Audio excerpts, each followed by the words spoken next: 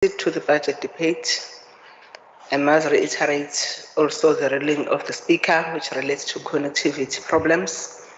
The Speaker has ruled that the following measures will be adopted and try to assist members who may not be able to participate in a debate due to connectivity challenges. One, if a member has problems with connectivity, as in unable to deliver his or her speech, the presiding officer will call the next speaker on the speakers list so as to delay the not to delay the proceedings.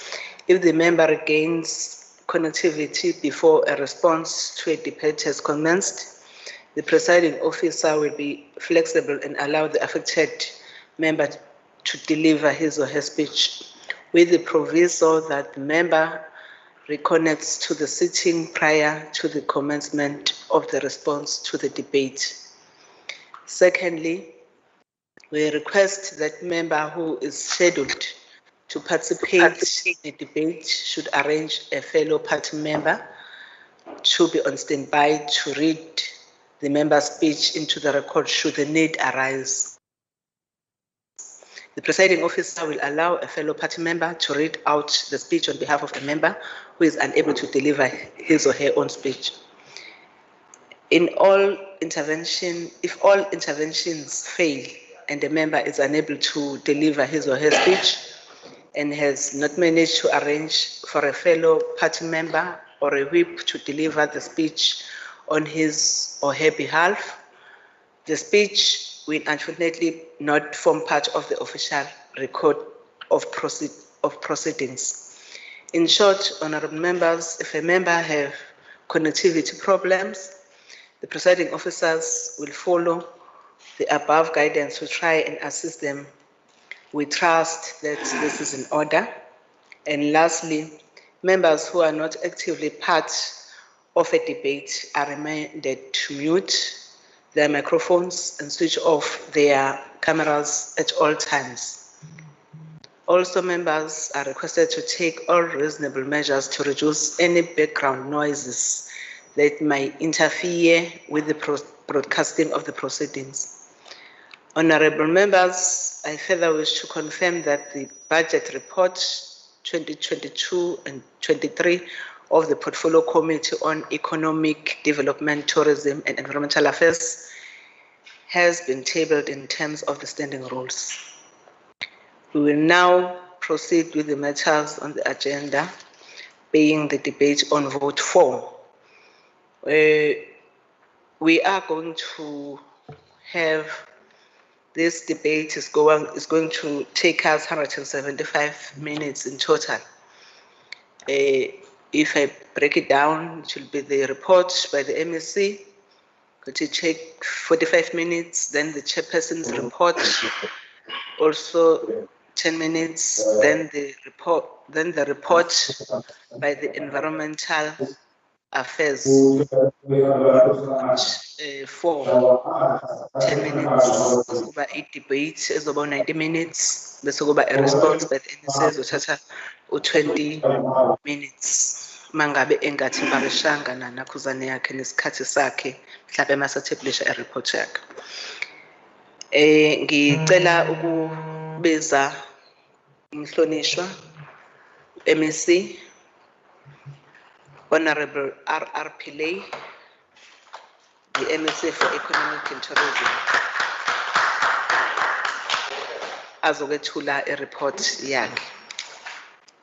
Thank you very much, Madam Speaker, Premier and members of the Executive in absentia, honourable members of this House, members of the media, ladies and gentlemen, and all those who are observing online, and comrades and friends. Honourable Speaker and Chair, all of us in this legislature will, for the rest of our lives, remember these very trying years of economic recession, COVID-19, the July 2021 unrest, and the April 2022 floods. We have been tested, and tested yet again. We have despaired, some may have faltered, and yet others fallen. But we have not been broken. We have risen after every blow, determined to be true to our province and its people, all our people. Everywhere I go, locals and visitors alike hail our resilience. On Monday, the day before yesterday, I attended in Hammersdale the official launch of a 650 million rand investment by Kerry Foods, which is one of the projects committed to at the 2018 Presidential Investment Conference and facilitated by ETIA's entity Trade and Investment KZN. Kerry Foods is an Irish company employing 22,000 people worldwide. The event was attended by the group CEO and managers from different parts of the world. They believe in KZN. They speak of and I quote, hub and spoke strategy in developing their business worldwide. For Africa, their hub will be here in KwaZulu-Natal, Hammersdale. The spokes will be to link other countries in Africa, such as Kenya, and to capitalize on the Africa Continental Free Trade Area Agreement. This was a practical realization and manifestation of our mission statement when we promote KwaZulu-Natal as a gateway to Africa and to the world. I cite this example with belief and confidence. This is not to gloss over the terrible pain and suffering waged by COVID-19, the July unrest and the floods. Indeed, it is because the pain was so deep and the danger so great that we must believe in ourselves. Our resilience is real. Today, we table a budget that shall propel us above the triple hits of COVID-19, July unrest, and April 2022 floods. As Alexandra Vassiliou wrote in 2019, and I quote, "No matter how many times you have experienced pain, fight to rise from your ashes, win your hope back, soak up all the good thoughts and channel them onto love. You are a phoenix. Your heart deserves to bloom again. Fight." Unquote. Indeed, KwaZulu-Natal is that phoenix, that immortal bird that cyclically regenerates. We have girded our loins, ready to push ourselves above the COVID-19 ashes. To get us out of the COVID-19 social unrest and floods, we shall fight to do many things, and I list some of them. Elevate job creation to be at the center of all our service delivery programs. Increase provision of support to provincial enterprises. Boost expenditure on catalytic infrastructure to unlock further investment. Tackle barriers to growth. Widen export markets for locally manufactured goods. Aggressively market KwaZulu-Natal as a premier destination of choice. Promote skills development. Increase air connectivity to KZN. Develop efficient regional airports to support tourism. Promote innovation to increase international competitiveness of local enterprises, conclude the rationalization of public enterprises, automate business licensing to stamp out illegal trade, stimulate rural and township economies, support formal and informal enterprises, and not least, accelerate our broadband connectivity. Honorable Speaker, the last IMF World Economic Outlook reported that the global economy grew by 5.9% in 2021 and is projected to grow by 4.9% in 2022, averaging 3.3% over the medium term. This growth is, of course, dominated by advanced economies, which are expected to recover early from the COVID-19 pandemic situation due to policy support interventions and opening up of global value chains. At the same time, sub-Saharan Africa was expected to grow by an average of 3.7% in 2021, lower than the global growth rate of 5.9%. Amid COVID-19 restrictive measures, slow vaccination rollout, limited fiscal space, and growing debt burden. However, the global growth optimism has been dampened by the geopolitical developments, which saw the Russia-Ukraine war at the end of March. The conflict has since disrupted the recovery of many global economies, creating much uncertainty. The impact of the war flows through three channels. Firstly, higher prices for commodities such as food and energy will fuel inflation. in turn eroding the value of incomes and weighing on demand. Secondly, neighboring economies in particular will grapple with disrupted trade, supply chains, and remittances, as well as a historic surge in refugee flows. Thirdly, reduced business confidence and higher investor uncertainty will potentially spur capital outflows from emerging markets. The greatest challenge for most developing countries in the immediate term will be high energy costs, high food prices, and disrupted global value chains dampening growth prospects. On the domestic front, South Africa is projected to grow by 2% in 2022 and 2023, a noticeable slowdown from the projected 4.8% in 2021. While not inspiring, this will still be a much better growth performance than the 5-year period before the onset of COVID-19. This forecast implies that real GDP returns to the pre-COVID-19 levels in the third quarter of 2022. The local economy had some decent momentum in early 2022. This was helped by government's decision to further loosen lockdown restrictions at the end of 2021, amid indications that the fourth domestic COVID-19 wave had peaked. While the upbeat start to the year is most welcome, we do not expect particularly robust real GDP growth for the entire 2022. Downside risks include more severe than expected load shedding, as seen in recent months, the high likelihood of a fifth COVID wave, well, already happening, I should think, and potentially a sixth wave later in the year. Local monetary policy will also be less accommodative in 2022, and we've already seen 2 interest rate hikes recently. In addition to the domestic constraints, which are likely to cap the potential recovery in business confidence and private sector fixed investment, a less supportive global economic environment is another factor that suggests domestic real GDP growth could slow sharply in 2022.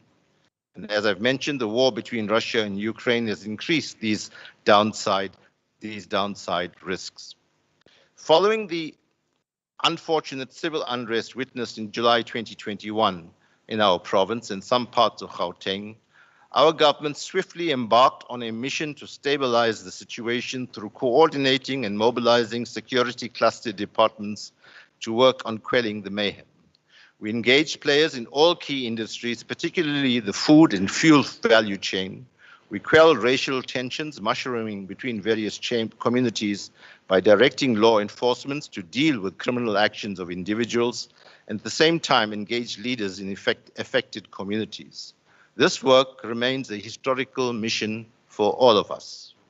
We formulated a comprehensive post-social unrest economic recovery blueprint, which inter alia included supporting the informal economy, assisting companies to access relief measures, and supporting rebuilding initiatives. In August 2021, the Premier led a team of MECs and senior government officials to Pretoria, where we engaged members of the diplomatic corps, demonstrating the stability that had just been restored in the province. At this session, bilateral meetings were held with a number of ambassadors representing the largest component of multinational investors in KZN. The purpose was to give a detailed assurance of the state of the economy in our province and our approach to ensuring safety and security of investments within the province.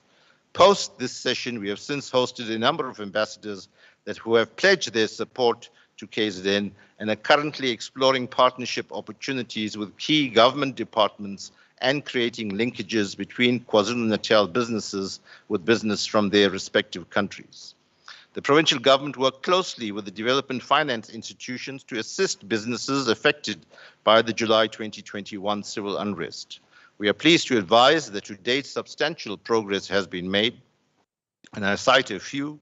The Department of Trade, Industry and Competition, through the Critical Infrastructure Recovery Program and working with the Industrial Development Corporation and the National Empowerment Fund, has disbursed 2.57 billion to 140 businesses in the province.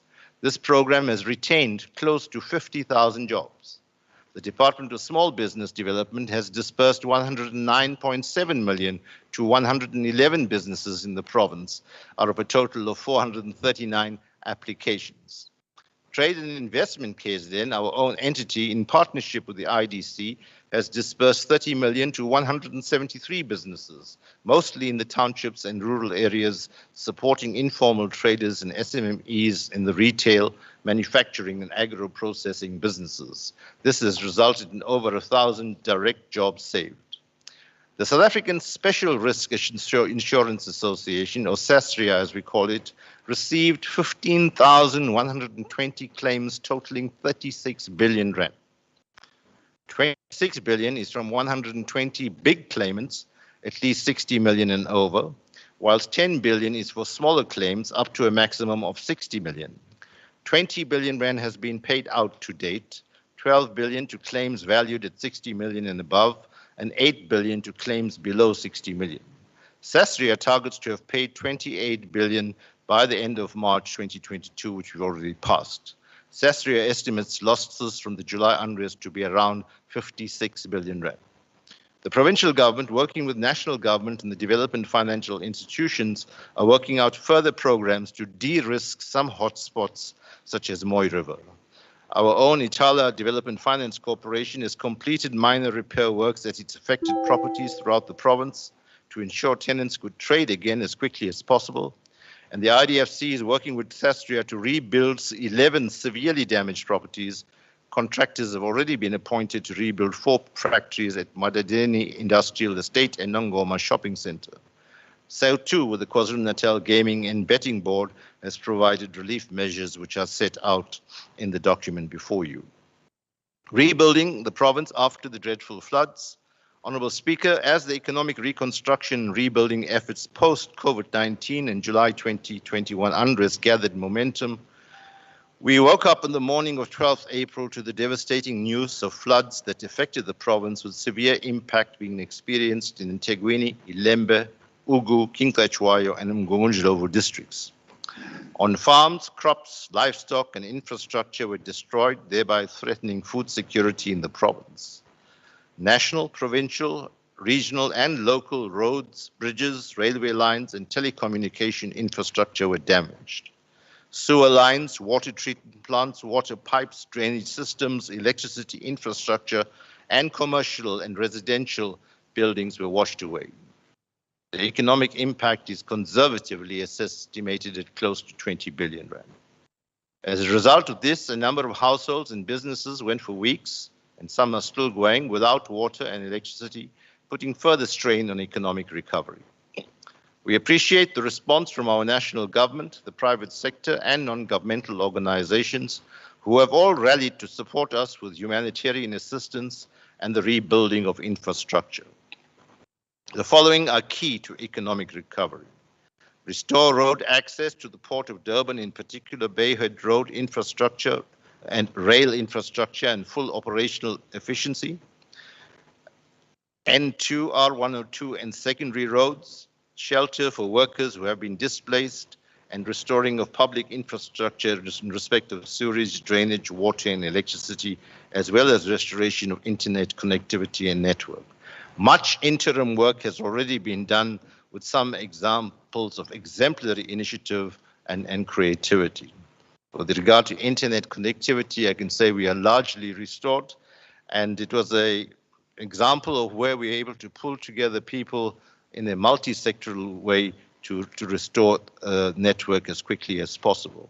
Another example would have been the Mlazi Bridge, which was causing a massive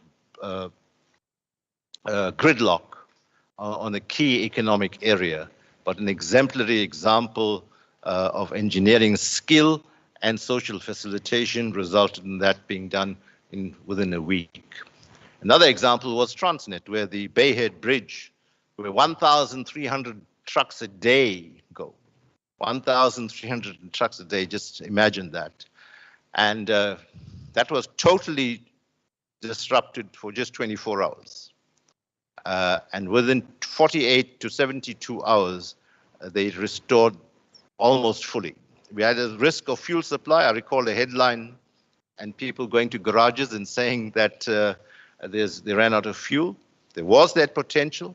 It was because we had responded with speed, pulling all resources together that we were able to make it happen. It even included consultation and facilitation with the community of Bluff and their ward councillor to make sure that trucks could go through a residential area in that intervening period. So much work has been done, and I think if we look at the percentages, at one stage we probably only had 40% water supply. It's now sitting at about 85 to 90%, and similarly with electricity and sanitation and roads. I think today it was announced that the short detour, Mr. Naidu, in your part of the world, the road N2 South will be reopened completely on Sunday. So all of this doesn't just happen by accident. It requires hard work and coordination for it to be effective.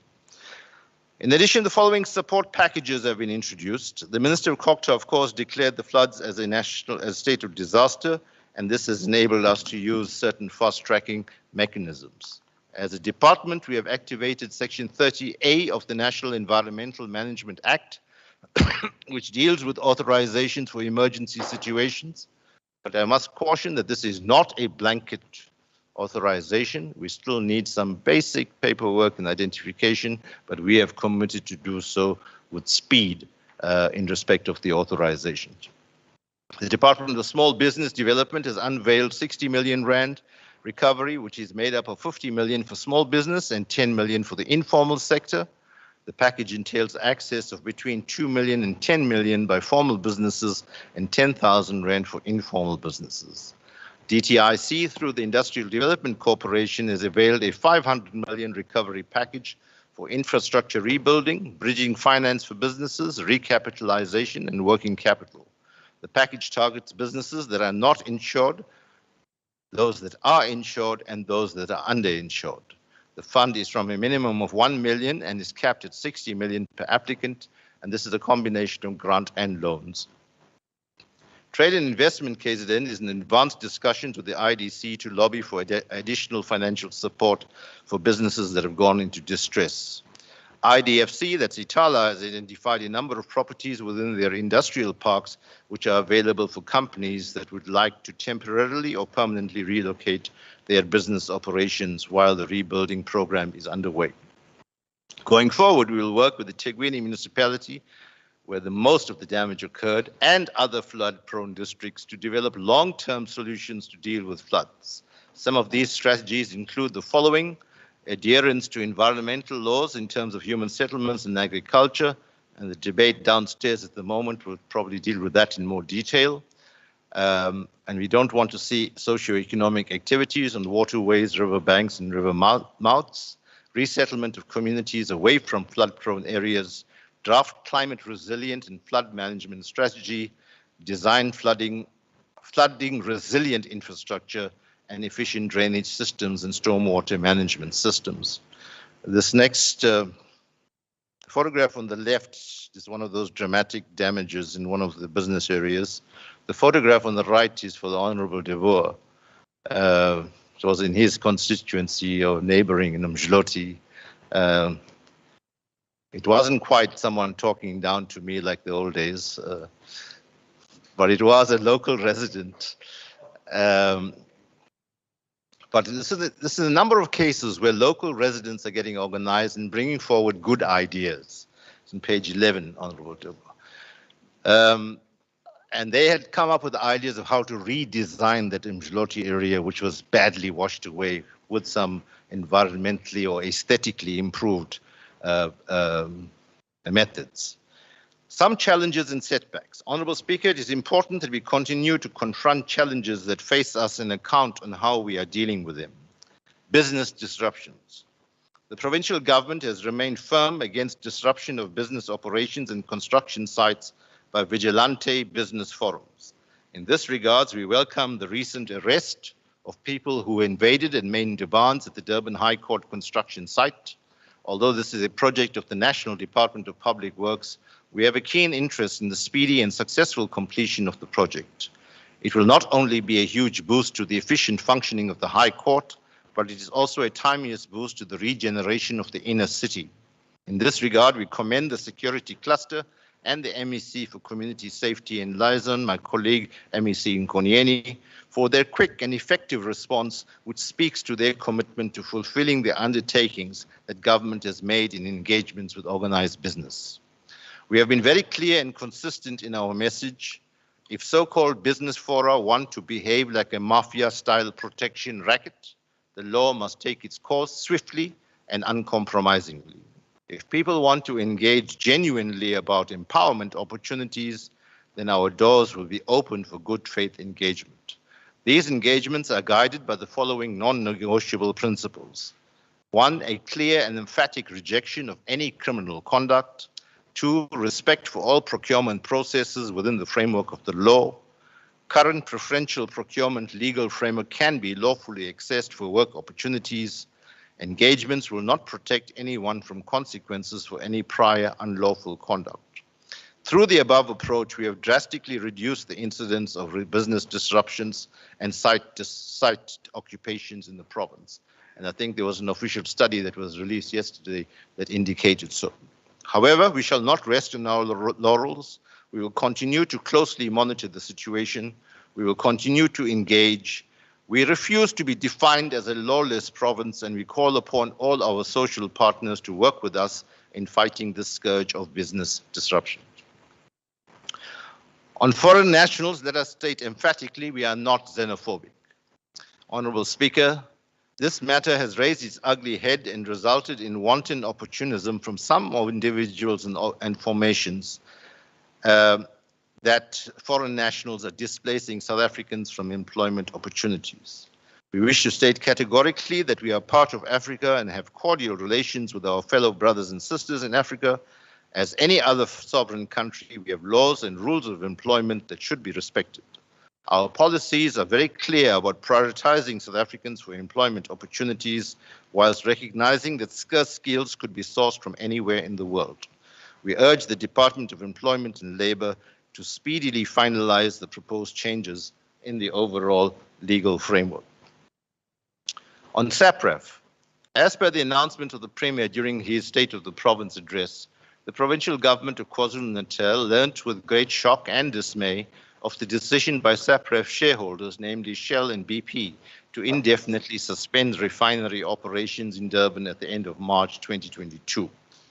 The announcement came not long after Engen Refinery announced a similar decision regarding their refinery operations in Durban. The recently approved Economic Reconstruction and Transformation Plan identifies the oil refining sector as a strategic sector for growth of the KwaZulu-Natal economy.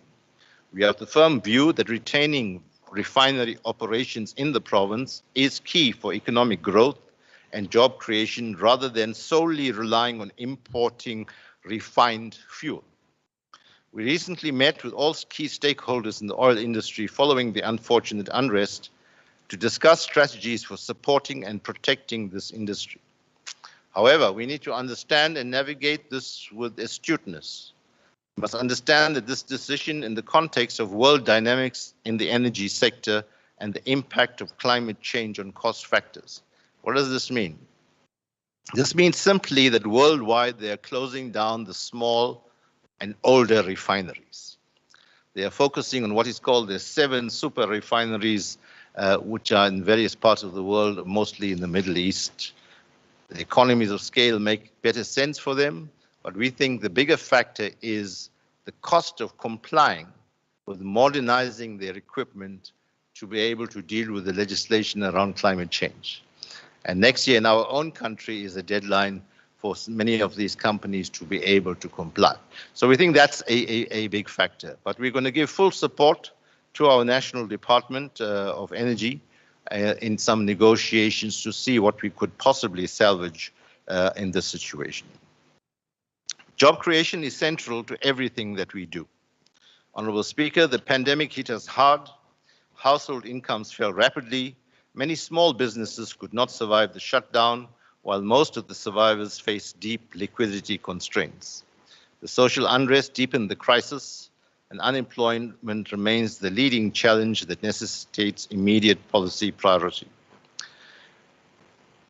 The rest of that page sets out some numbers on the job creation, and I'm going to go through them very quickly. On the EPWP side, we had 195,603 job opportunities in this last financial year. The special economic zones, Durban Trade Port and Richards Bay, jointly contributed 4,499 jobs. Elsewhere in the province, we have attracted new investments to the tune of 5.5 billion in various sectors that have contributed 8,875 jobs. The enhancement of national roads, such as the N2 and N3 by Sanrail, has also contributed in excess of 7,000 opportunities. A total of 5,351 jobs were created within the informal sector, both through issuing of new permits and new licenses. The provincial government has also created many other job opportunities through initiatives such as regional airports, SMME support, informal infrastructure development, and sectorial interventions. We hosted a hugely successful intra-Africa trade fair in 2021, and if time permits, we'll speak a bit about that. During the week of the 16th to 20th May, that's next week, South Africa will host the 5th Global Conference on the Elimination of Child Labor together with the International Labour Organization.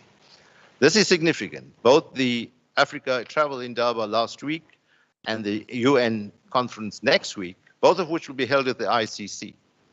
Travel in Durban had about 5,000 delegates spread over 3 days. The UN conference is likely to have 10,000 delegates spread over 5 days. And this is a significant boost for our local tourism industry and evidence that we are beginning to bounce back and beginning to manage our COVID-19 conditions. Operation Vula Fund, our non-negotiable commitment to develop and transform the economy, saw our province through ETIA registering significant achievements in the empowerment of small business. The Operation Vula Fund targeted the opening up of opportunities for historically disadvantaged groups within the provincial economy. That is, those who demonstrate sustainable and profitable initiatives that create jobs, gained traction in the previous year. The fund became a key instrument, and since the launch of the fund's first round, 1,016 applications worth 339.2 million were approved in various sectors of the economy. And I dare say this was spread across all districts and has been the single biggest impact on SMMEs in the province. On radical agrarian socio-economic transformation, our government attaches great importance to delivering effective agricultural support services to the provincial agricultural community. The Radical Agrarian and Socio-Economic Transformation, or RACIT initiative, was introduced as a far-reaching program that will transform the structure of the agricultural value chains in the province. Under this program, 608 small-scale farmers, majority of whom were females, were assisted with market access that saw produce valued at 34.6 million sold during the first 3 quarters of 2021 financial year. The RACIT program has secured 24 private and 3 government markets, creating 595 jobs in the process. Let me also take this opportunity to confirm that as from the beginning of this financial year, RACIT has now been officially transferred to DARD, that's the Department of Agriculture and Rural Development. This has really been a signal success which we must build upon. Township and rural strategy. Honourable Speaker, the KwaZulu-Natal government is committed to ensuring that the rural and township economy contributes significantly to the provincial economy. The Provincial Executive Council recently adopted the Township and Rural Economy Revitalization Strategy, which sets out a program of action illustrating how government, together with key stakeholders, will lead the revitalization of township and rural economies. As part of the Economic and Reconstruction and Transformation Plan, it becomes a cross-cutting issue for all sectors. So whether you talk manufacturing, whether you talk tourism, whether you talk agriculture, whether you talk logistics, we must ask the question, how is this impacting on our township and rural economy?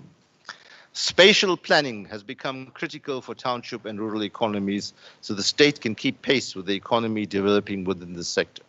So we see in many cases uncontrolled development within this space and then becomes not sustainable. The taxi industry is an important role player in both urban and rural transportation systems. The industry provides employment for a large number of people and circulates significant amounts of money. The taxi industry must be given the same attention and respect that we give to our chambers of business. Our approach to supporting township and rural businesses include, amongst others, allocating space to local entrepreneurs at discounted rates, localization of supply chain, including mall occupants, subcontracting of key areas of security, cleaning, maintenance, etc., equity share scheme for local black industrialists and small businesses, and provide comprehensive support to SMMEs in areas such as access to training, finance, markets, infrastructure, and tools of trade. The impact of this strategy in the future will be a key measure of our commitment to transformation. Gaming and betting. Transformation of this sector remains a key mandate of the KZN Gambling and Betting Board, especially in terms of promoting economic growth in sectors lacking participation. Significant progress has been made in the black-owned betting sector, which saw a marked increase from 27% in 2012 to 80% in 2021.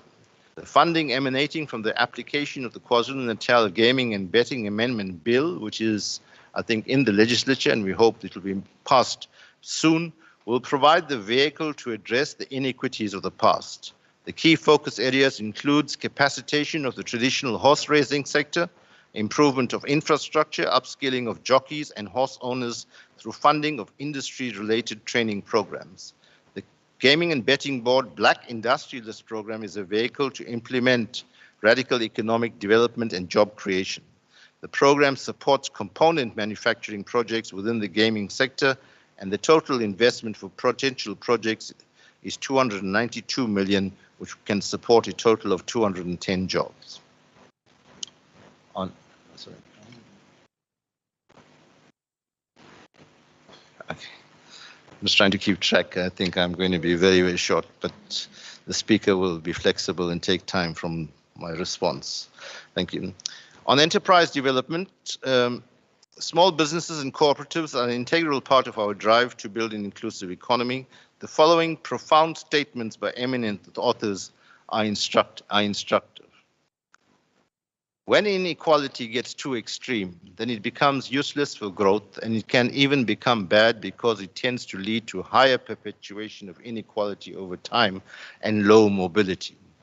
We want capitalism and other market forces to be the slave of democracy rather than the opposite. And that's a statement by a renowned economist, Thomas Piketty. Another one is by the well-known W.E.B. Du Bois, and this one is for the Honorable Duma. We should measure the prosperity of a nation not by the number of millionaires, but the absence of poverty, the prevalence of health, the efficiency of public schools, and the number of people who can and do read worthwhile books. I'm saying that a bit tongue-in-cheek to Honorable Duma because we want to have millionaires, but it can't be the prime focus. As at 31 December 2021, the Enterprise Development Fund received 334 loan applications from SMMEs. And the rest of that page is giving you some statistics of the number of SMMEs assisted, what type of assistance they received, and the amounts of money involved in that assistance. And having regard to my time constraints, I'm not going to take it further. If you can go to the next page, 18. In March 2021, the implementation phase of Operation Sakinzuzo, a program to support small-scale sugarcane farmers, was concluded. This program has resulted in 3,014 hectares of sugar grown on freehold and communal land, 2,470 seasonal jobs were supported with 25 million in wages paid, 287 small-scale growers benefiting, 24 cooperative beneficiaries, 12 contractors, and 4 input suppliers supported. Thus far, the beneficiaries have delivered 169,500 tons of sugarcane and generated 117 million in revenue since the inception of the program. We will continue to monitor and expand this program until 2023. In the 2021-22 financial year, our 3-year collaboration with the South African Farmers Development Association to support small-scale sugar growers, or SSGs, commenced. This included a once-off transport subsidy of 3.5 million for Makatini small-scale growers to transport their cane to the Felixton mill, whilst the Mkuze rail siding was being upgraded. I am pleased to report that in excess of 600 SSGs benefited from this subsidy and that the upgrading of the rail siding is almost complete. In the next season, the SSGs will transport their cane to Felixton via rail, because the transport cost was the biggest single factor inhibiting their growth. 731 SSGs in the Sazela catchment area benefited from this support, and over the next 2 years, this collaboration will continue with support provided in the Northern and Midlands sugar growing areas. We then go to describe to some detail the catalytic infrastructure support that we have provided as a department through its entities. Itala IDFC property in KwaMashu has been refurbished and equipped to operate a shared facility for production of detergents. The facility was successfully completed and commissioned in KwaMashu on 1st June 2021. To date, 35 SMMEs and cooperatives are being incubated at the facility. We hope to be able to establish 2 more facilities in King Cetshwayo and Ugu district municipalities. But I must pause and say that as much as we put in a significant investment and 35 cooperatives being operative is a significant achievement, but there are also operational challenges where SMMEs seem to expect to have more and more inputs. In one case, they wanted to have a stipend while they're developing their own business, which becomes a little bit not sustainable. Let me leave that there. DTIC has committed 49.9 million for phase 2 of the Siteba Industrial Estate revitalization to deal with fencing, roads, bulk water supply, and sewage treatment plants. The Development Bank of Southern Africa is the implementing agent. The project is 70% complete and has created 64 temporary jobs in the process. We are currently awaiting budget confirmation from DTIC for revitalization of the Madadeni and Ezakeni industrial park. The next 2 pages sets out in detail a support to over 12 municipalities with regard to the informal traders infrastructure, and it's there. Having regard to my time constraints, I'm not going to go into that in detail. If we can go to page 20 on investment promotion, the provincial government has stepped up efforts to attract both foreign direct investment and direct domestic investment into our priority sectors. The rand value of our investments to date into the province, mostly facilitated by trade and investment in this financial year, amounts to 5.3 billion rand, with 8,554 jobs to be created. And we are pleased to announce that through vigorous investment campaigns, the following major investments have been signed off in the province during the 2021-22 budget year.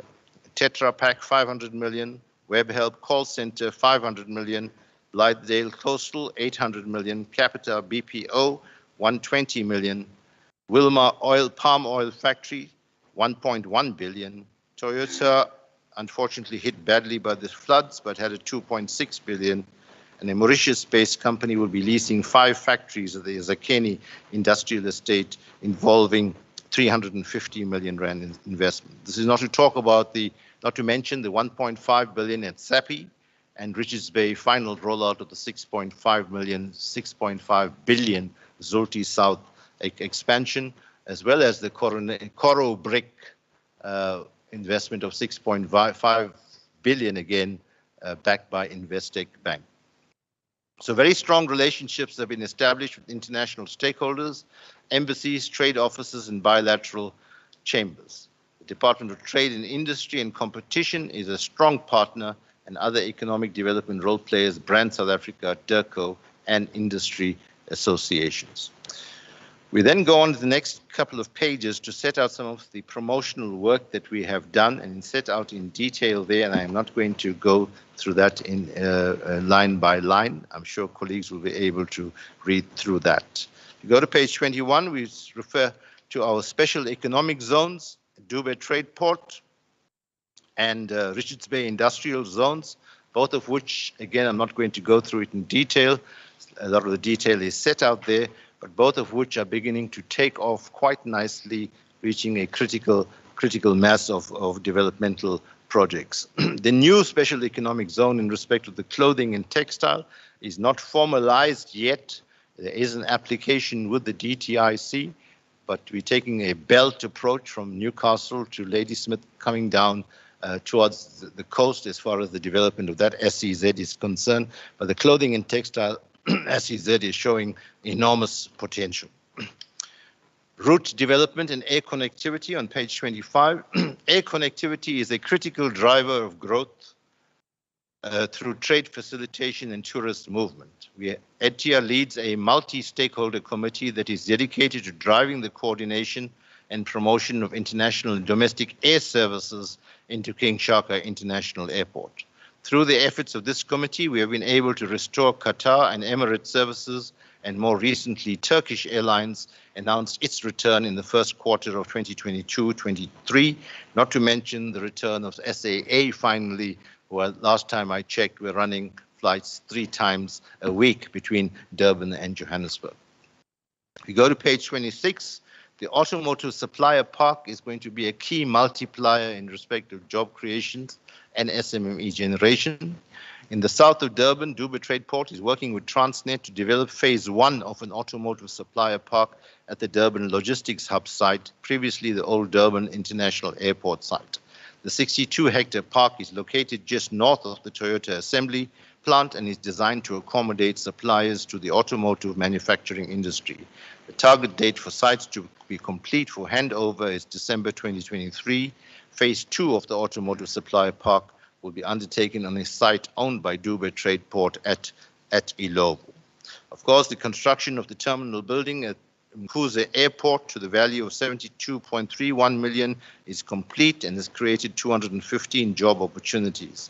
13 of the 22 subcontractors used during construction are from the Mkhanyaguda district, thereby empowering SMMEs and the local community at large. We've also done work and made significant investments in the Margate Airport, Newcastle Airport, Pietermaritzburg Airport, the details of which are set out.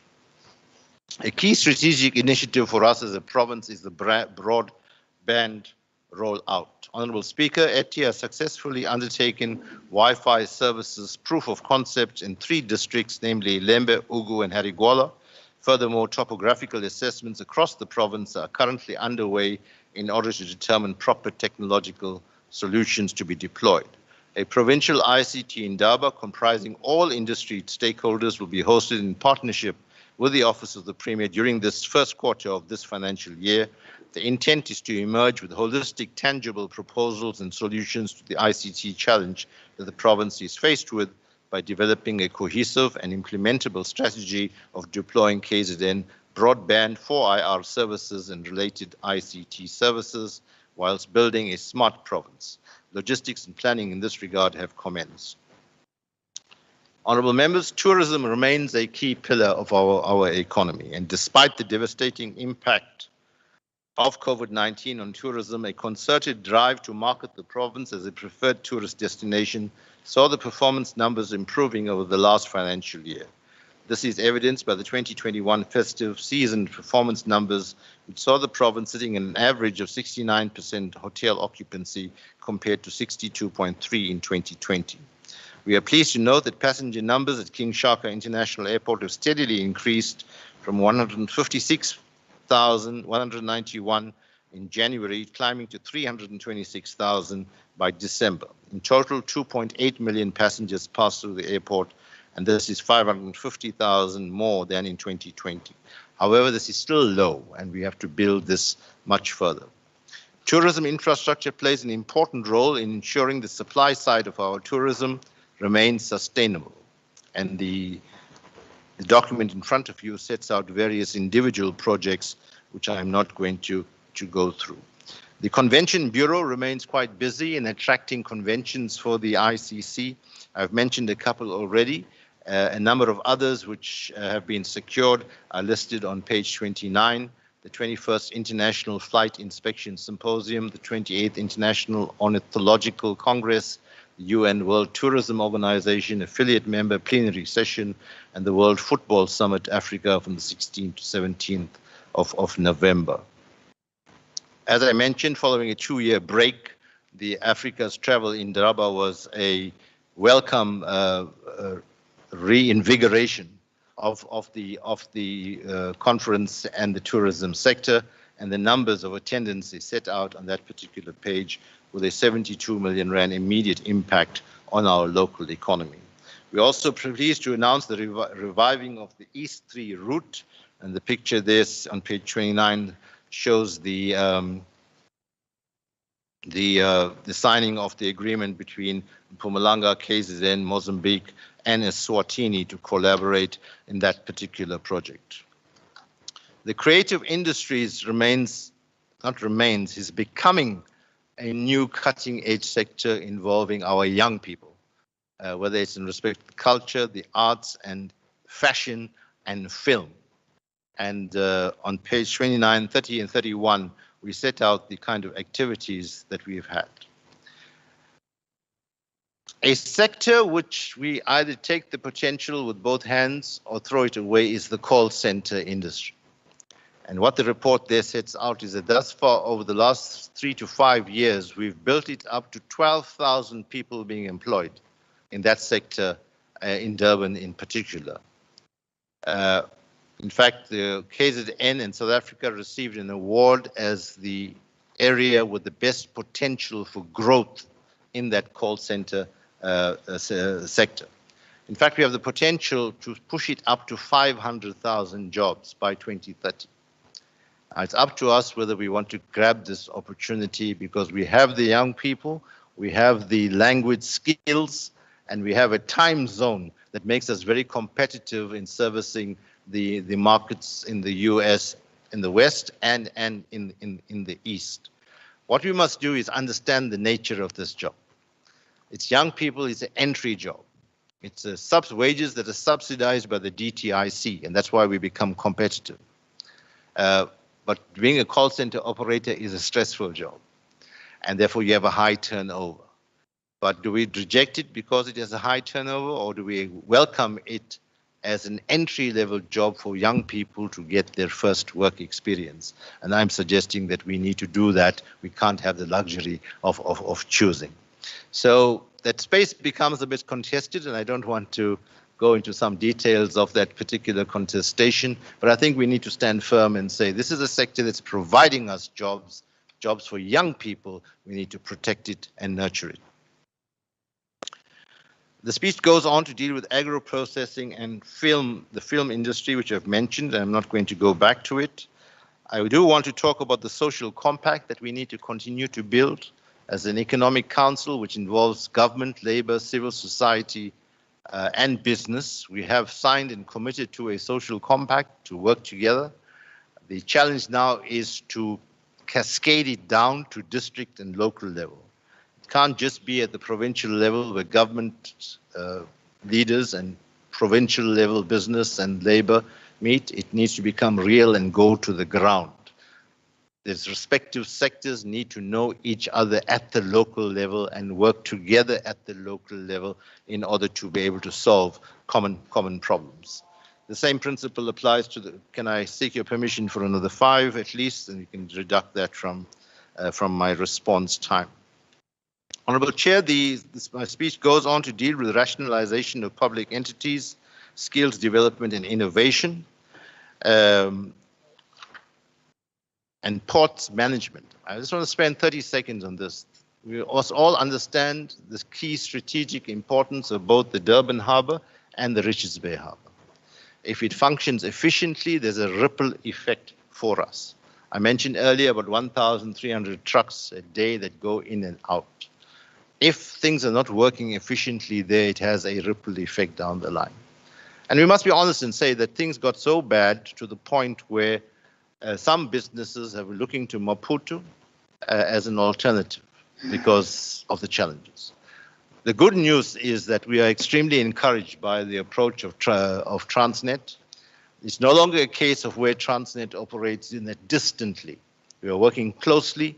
We formed a steering committee, and we are determined to bring Transnet back to operational efficiency sooner rather than later. And I've got confidence that this will happen, that within a period of 12 to 18 months, we will see a different picture emerging. Of course, this is also linked to a 100 billion rand investment which reorganizes the Durban port and to a certain extent the Richards Bay port. So we need to understand that and monitor it and track it. A new wild card post the floods, which then goes into the Durban South Basin, and you start talking about the extent to which Toyota was affected, and then they're raising the point that they're now becoming uninsurable if this is a new risk that comes out of climate change. So we have to respond to that as government. We are already committed to do so, and this weekend there will be a major meeting which hopefully we will be able to report on that thereafter. Climate change, of course, then takes us to environmental matters, and pages 40 and 41 sets out a range of work that we are doing and continuing to do, including on rhino poaching, which unfortunately I haven't much more time to do in detail, but perhaps we'll respond to it in the response time. This, of course, will include Ezemvelo as an entity. I am disappointed that we're not able to announce the new board by now. It was really a disruption on some of the consultation processes that we have to engage in. But I think I can put my head on the block and say that within the next 2 weeks, those announcements will in fact be made. On page 41 is a list of our entities and the amounts that are allocated to them. All of them are significant, but some of them are extremely strategic. The Durban Trade Port, I think, is doing wonderful work. Ezemvelo has a potential to be restored to its dual status, and I'm confident again. I think we will see significant difference within the next 12 to 18 months there as well. Some of these are subject to the rationalization process, which is underway, and of course, Itala becomes a key development financial institution. Honorable Chair, let me then try to wrap up and say that our province is a special province. We must not be under any illusion about that. We are special because of our people. We are special because of our history, but we are also special because of our strategic location. And we must not let anyone take that away from us. So let us defeat the narrative that seeks to define our province as unstable or lawless or backward. We are not. I think we have amongst our ranks the best that our nation has to offer. And we have to pull all these challenges together, and I'm confident that we'll be able to rise to this challenge. In conclusion, I want to thank the Honorable Premier Zikalala for his continued support and guidance. I would also like to thank my esteemed colleagues in Cabinet, our social partners in the province for their continued resolve to see the entire KwaZulu-Natal being extracted from our current challenges. Let me also conclude by extending my humble gratitude to both my portfolio committees, the chairpersons and the members, as well as to the head of department and the entire senior management and the staff in general. Now is the time to change our fortunes. Now is the time to empower our people. And now is the time to rise above COVID-19, civil unrest, and the floods. It gives me honor to table the Department of Economic Development, Tourism and Environmental Affairs budget for consideration by this House, and it's set out there being a total of 3,412,995,000. I now move this budget in that amount for the 2022-23 financial year. Thank you, Honourable Chair, for the opportunity.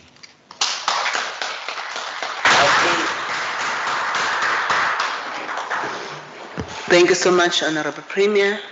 I'm sorry. Hey. But I'm not, maybe I'm a premier. What type of premier? Honorable MSC, being promoted. Maybe it's the angels and gods. Then we are going to have the report by the Chairperson of Economic Development and Tourism, Honorable J.S. Ngumalo, for 10 minutes. Asibekele report.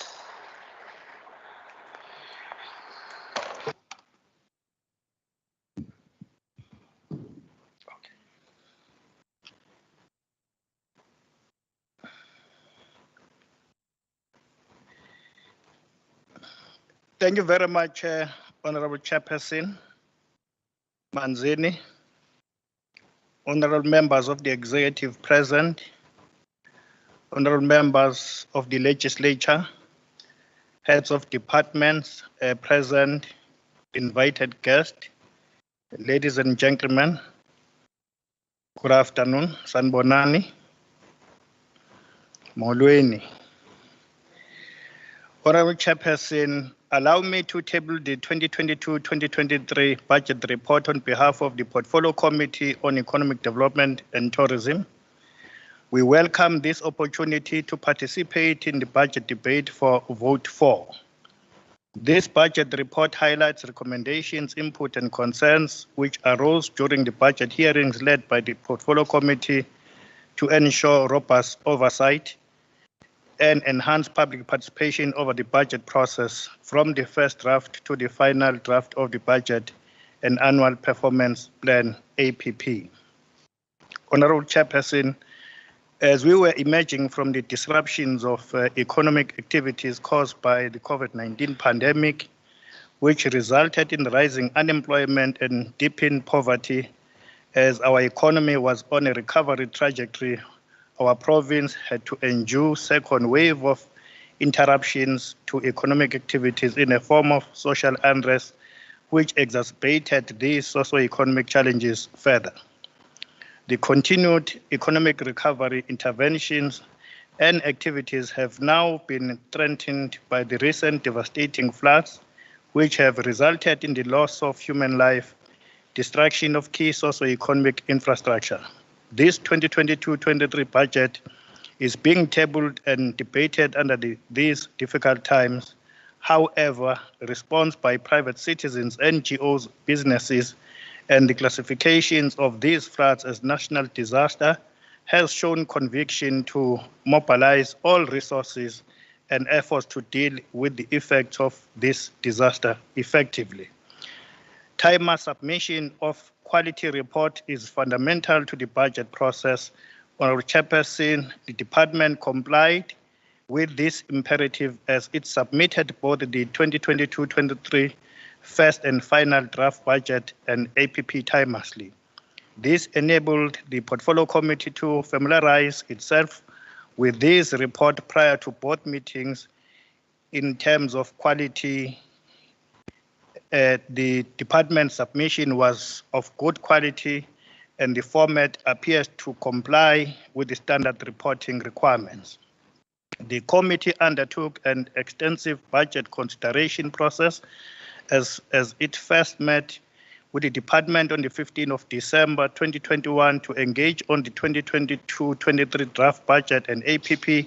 Later on the same day, the Portfolio Committee facilitated stakeholders engagement where the department also presented and engaged stakeholders at Uvongo Community Hall on the budget and APP and projects specifically targeted for Ugu District. The committee also attended the Finance Committee budget hearings on the 5th of April 2022, where the department and its 12 entities presented their 2022-23 MTEF budgets. The final budget and APP was tabled to the Portfolio Committee first on the 22nd March 22 and also on the 13th of April 22, where extensive deliberations and production engagement were held. Honorable Chair, during the budget hearings held with the department reported that its total allocation for 2022-23 financial year is 3.4 billion. This committee exercises oversight of a program from 1 to 6 with a total budget of 2.265 billion in this financial year.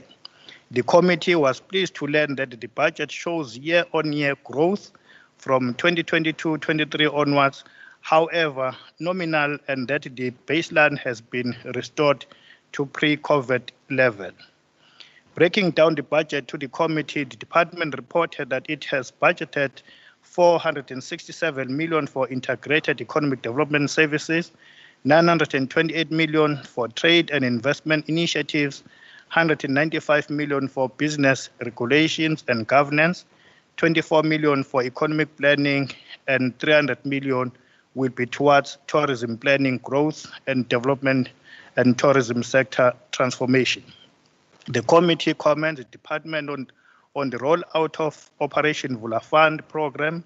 While tabling the budget, the department reported that it has since disbursed 93% of 339 million, which is total rand value of approved beneficiaries.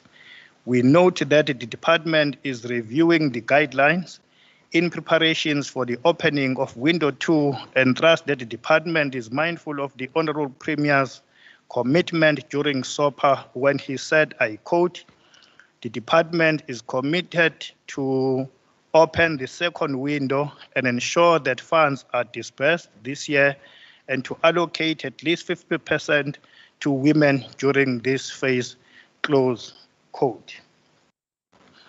Chairperson, on entities, the department reported that 2.251 billion or 66% of the total budget allocated to its 12 entities to further implement its mandate. This means that 2/3 of the budget is spent at entity level.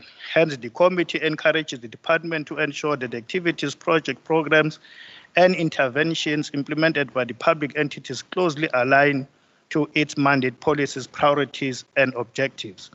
The department must put in place a comprehensive monitoring and evaluation mechanism to conduct robust and effective oversight over the public entities by utilizing tools such as service level agreements, SLA, in-year monitoring verification projects implemented, and tracking of outputs and outcomes. The committee wishes to emphasize to both the department and its entities that it is important that pipeline investor projects convert to operating businesses, engage in production, growing the economy, and creating real sustainable jobs.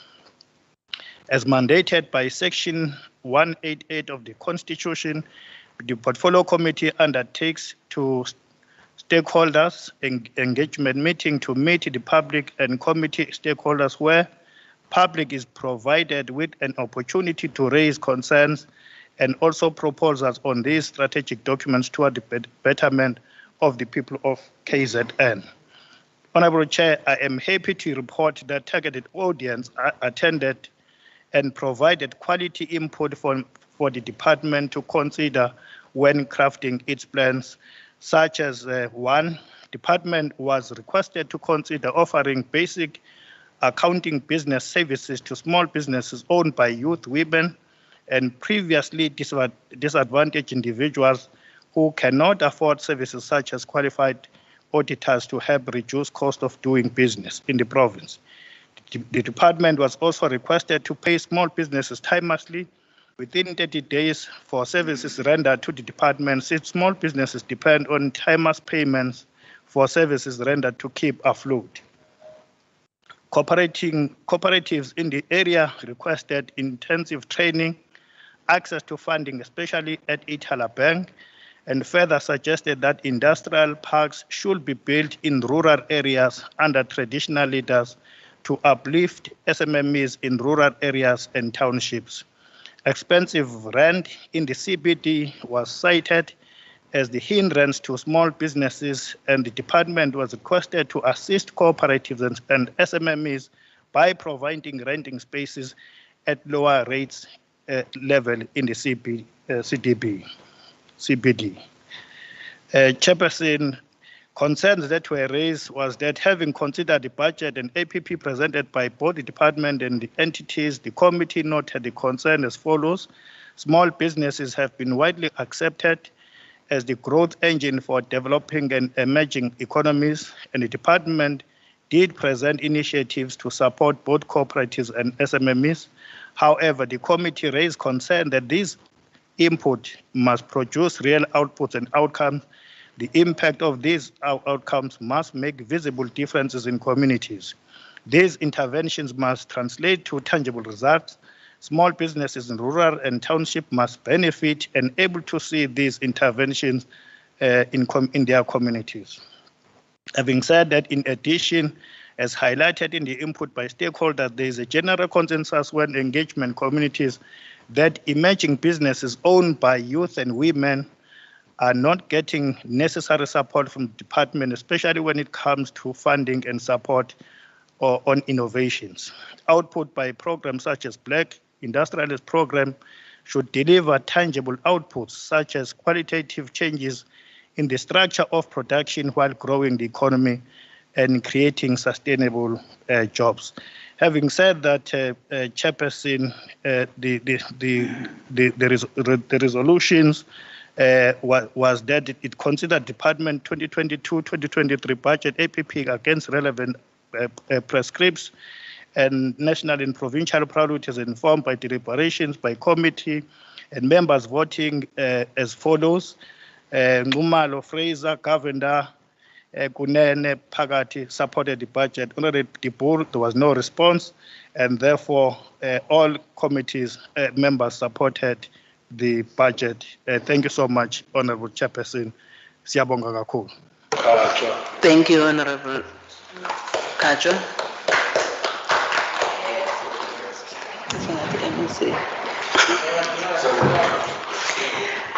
On visual platform, I trust the Honorable Chairperson of Environmental Affairs is linked because we are now going to get a report from him. Honorable S.W. Mshengu for 10 minutes.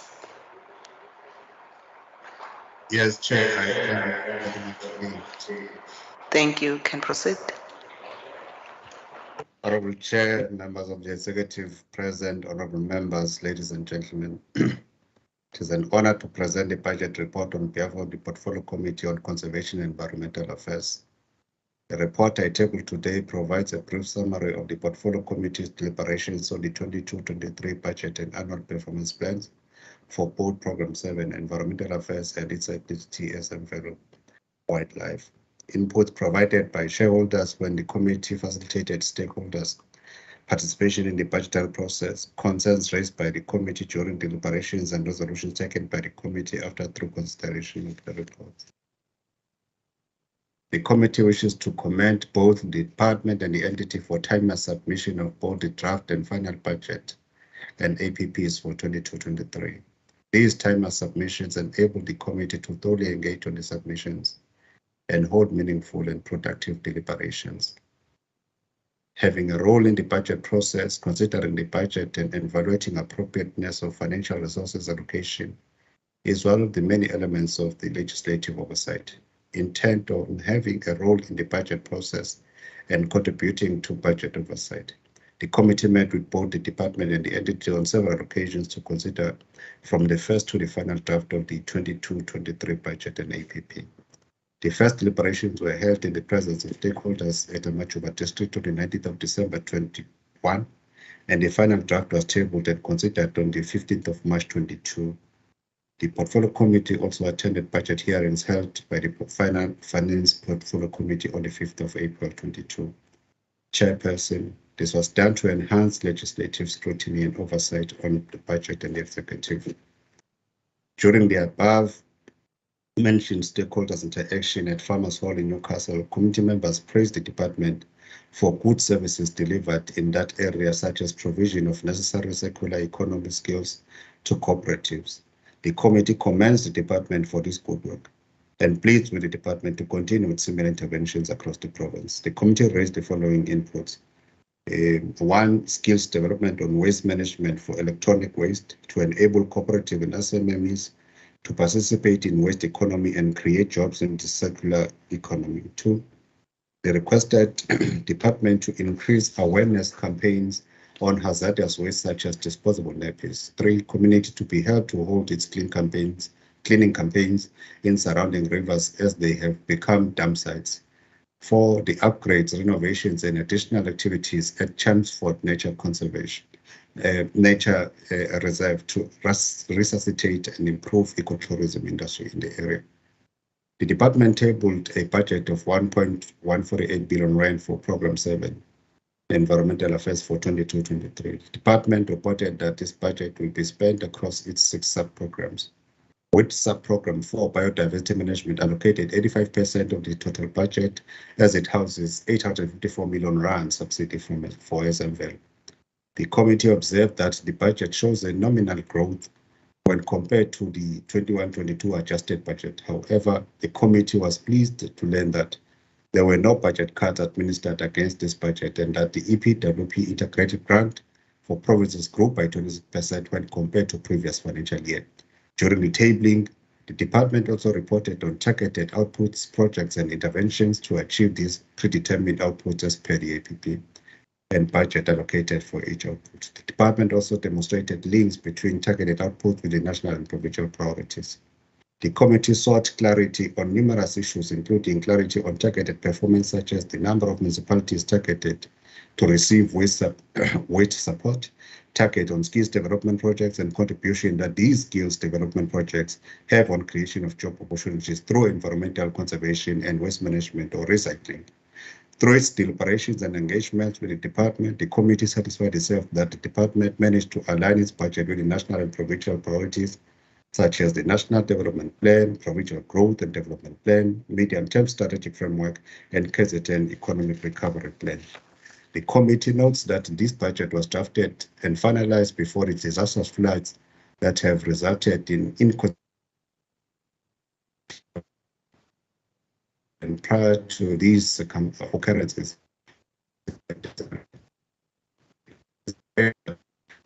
Budgetary implications emanating from the classification of this occurrence as a natural disaster, and it is confident that when undertaking any necessary reprioritization exercise, the department will do so with due diligence while protecting critical service delivery budgets.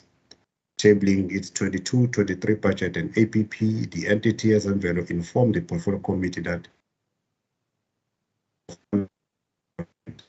the committee noted that this budget does not grow in real terms as it is still below the pre-COVID-19 era. However, it was pleased to learn that the entity estimates generating its own revenue of approximately 150.877 million rand from items such as accommodation fees, admissions, reservation levies, and resale of goods. This is a positive sign that conditions are improving after devastating impact of the COVID-19 pandemic.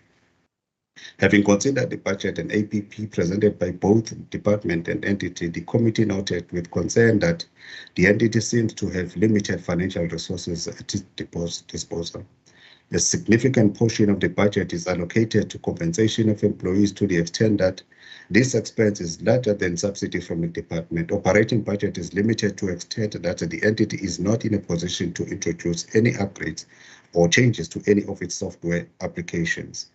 The all-important budget for maintenance to upkeep and uplift facilities to adequate levels and standard is insignificant at 4% of the total budget, whereas if these facilities are not improved, they will inhibit the entity from realizing its financial year target of attracting 470,000 visitors and sustainable generation of its own income in the foreseeable future.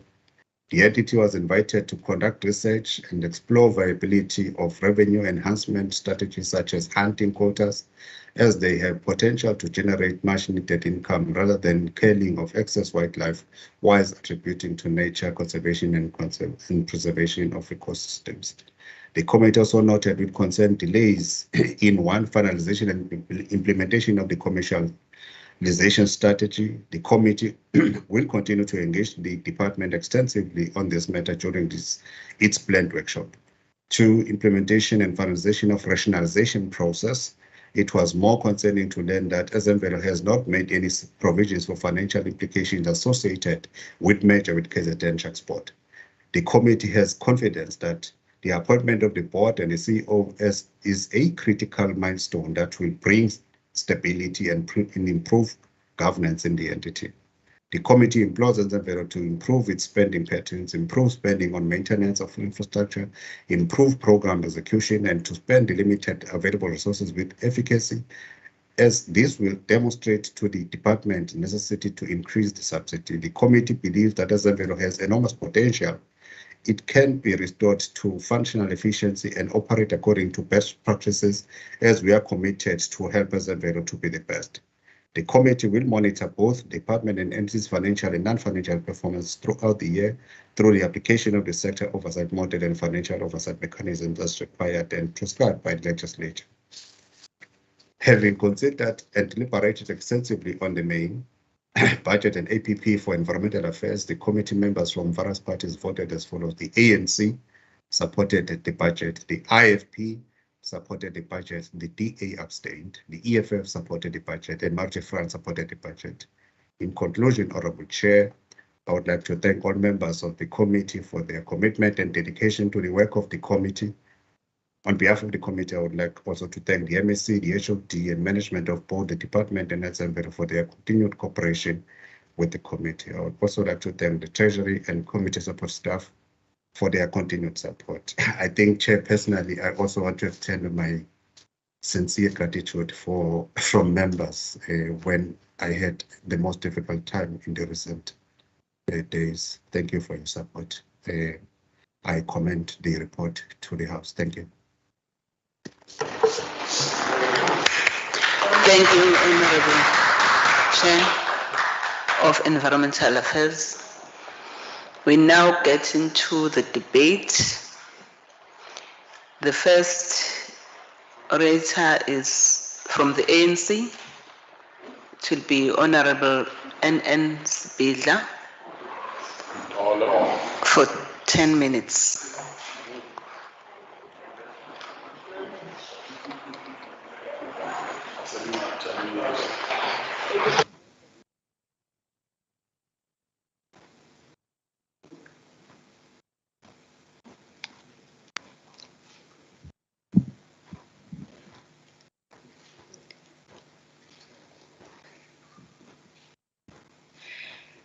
Honorable Chairperson, members of the Executive Council present in the House, honorable members, HOD and CFO of ETIA, invited guests of the Speaker, good afternoon. Honorable Chairperson, allow me to remind this august House of the reality of the South African economy as captured in the ANC's 1994 RDP document, and it reads, I quote, "No political democracy can survive and flourish if the mass of our people remain in poverty, without land, without tangible prospect for a better life. Attacking poverty and deprivation must therefore be the first priority of a democratic government," close quote. Honorable Chairperson, it is a matter of considerable pride that despite enormous challenges, this ANC government has steadily made progress towards bringing the economically marginalized sectors of our society into the mainstream economy. The MEC has clearly and sufficiently dealt with the impact of COVID and the recent devastating floods on small businesses. I will not waste your time except to acknowledge the interventions that the MEC has outlined in his speech, hoping that MEC, these interventions, as you outlined in your speech and during our engagements in the committee, are not going to take long to get to the beneficiaries or the people that need that assistance, as we experienced during the COVID and the July unrest interventions. Honorable MEC, we welcome your pronouncement on Operation Vula.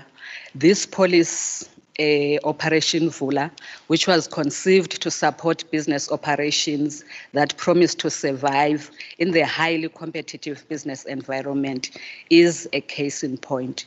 Honorable MEC, we also welcome the allocation of about 69 million or just over 69 million that is allocated towards this program.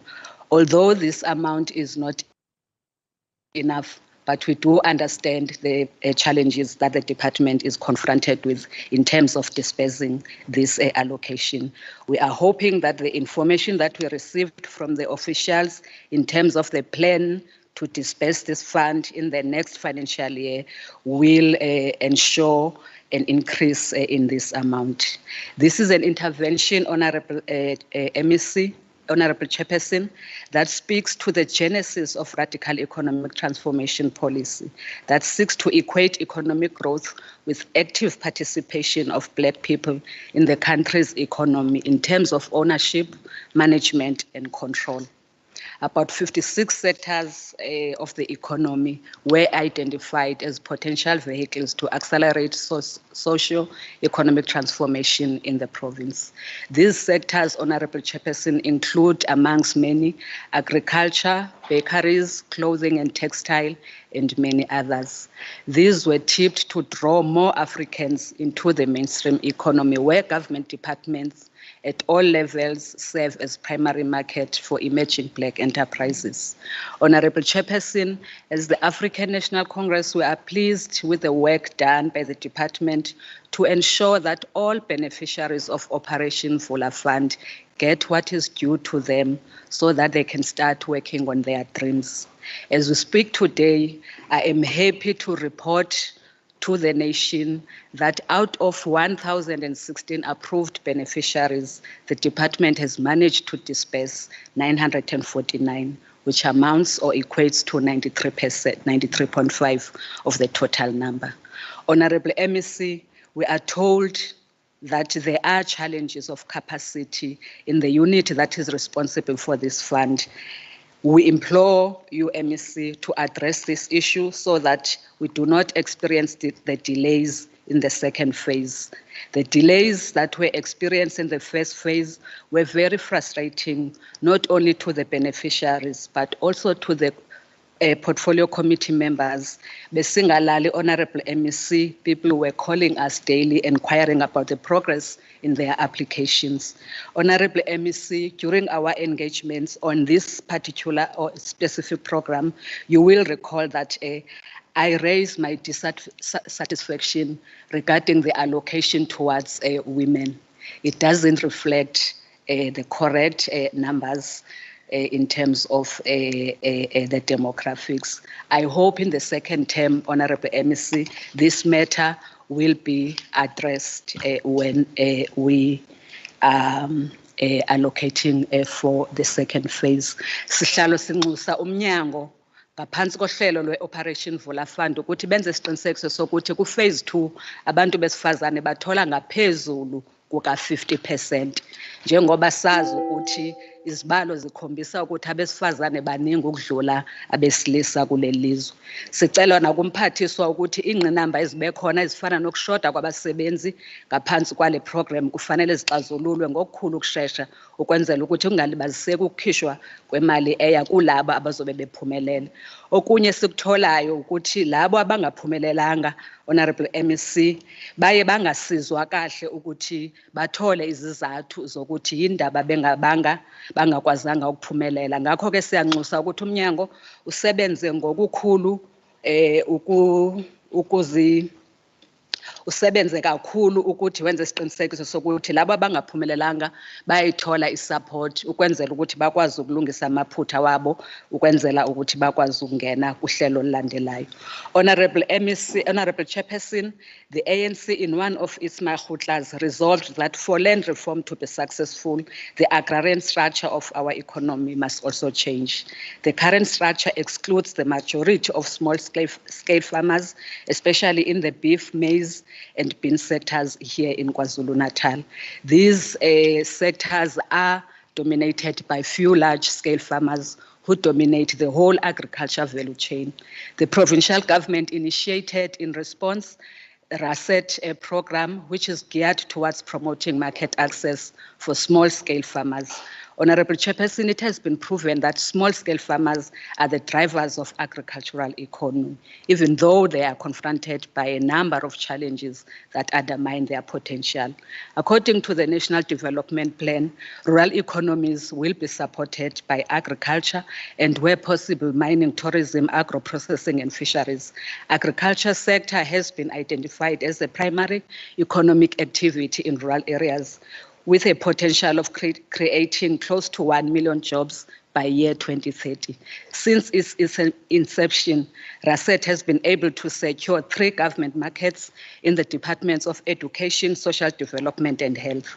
The program has also managed to secure 24 markets in the private sector here in KwaZulu-Natal. In Dugu alone, we are told that 200 farmers that were assisted with market access successfully school nutrition program to the tune of about 4 million. Kunyaka wesabelo zimali ka-2019-2020 abalimi abangu-1,200 ikakhulukazi labo esibabiza phecelezi historically disadvantaged individuals bathengisa umkhiqizo wabo bazuza imali engaphezulu kuka-52 million ngonyaka. Ngonyaka ka-2021-2022 abalimi abangu-680 benza inzuzo ka-31 million. Kwadaleka namathuba emisebenzi angaphezulu kuka-500. Siyaluhalalisa, siyalijabulela kakhulu ke bahlonishwa and Honorable MEC lolu hlelo lokuxhasa ngaphansi kuka-RASET ngama-trucks angama-8 tons alaphaya kuma-district ikakhulukazi ngoba izonciphisa izindleko ze-transport kubalimi okuyiyona nto abahlala bekhala ngayo kakhulu uma sixhumana nabo. Honorable Chairperson, the recent floods in our province affected quite a number of RASET beneficiaries. Some lost hectares of farmland, others their stock was washed away, and many could not reach their produce that was ready for markets due to damages on their road infrastructure. Iningi ke lalaba ilaba balimi abangenayo insurance. Siyanxusa kuhulumeni ukuthi ungathathi isikhathi eside ukuletha izibonelelo ngoba uma wenza njalo kungase kube nomthelela omubi kulama business bazithole sebe lahlekelwe zimarket nokunye okuningi. Honorable Chairperson, the ANC umbutho wesizwe supports the budget as tabled by the ANC. Thank you, Honorable Member. Thank you so much. Our next speaker is from IFP, Honorable P. Gavenda, for 5 minutes. Thank you very much. Greetings to the Honorable MEC, and honorable members present in the House and those on the virtual platform.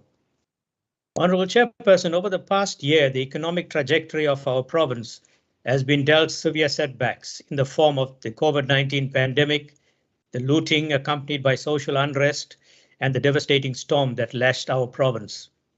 If ever there was a time for government to be creative and focused on economic development, this is the time.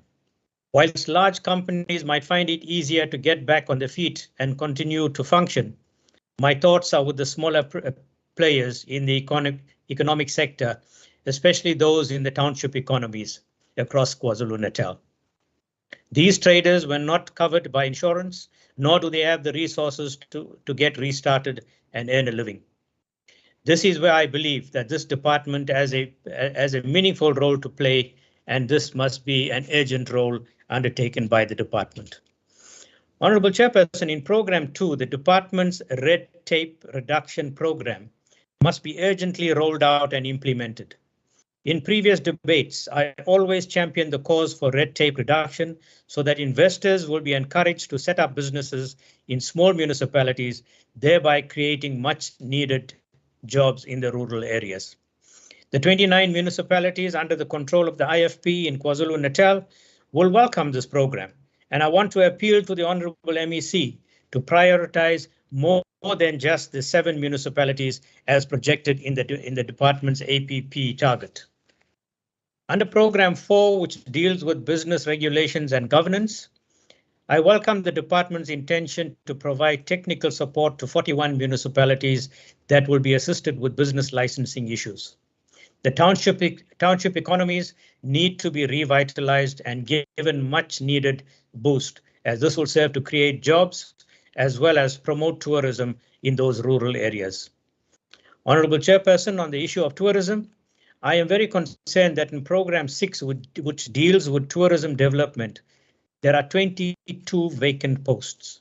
Such a vital program certainly cannot function optimally and deliver on its mandate if its organogram is so depleted. While we were on the oversight visits to areas affected by the social unrest, I was dismayed to see Itala properties that have been badly neglected in terms of maintenance and security. Those buildings housed many factories providing hundreds of sustainable jobs, but the state of neglect is very concerning. I am aware that 160 million rand was set aside for this purpose before the unrest. I hope that the department will ensure that this issue will be back on track.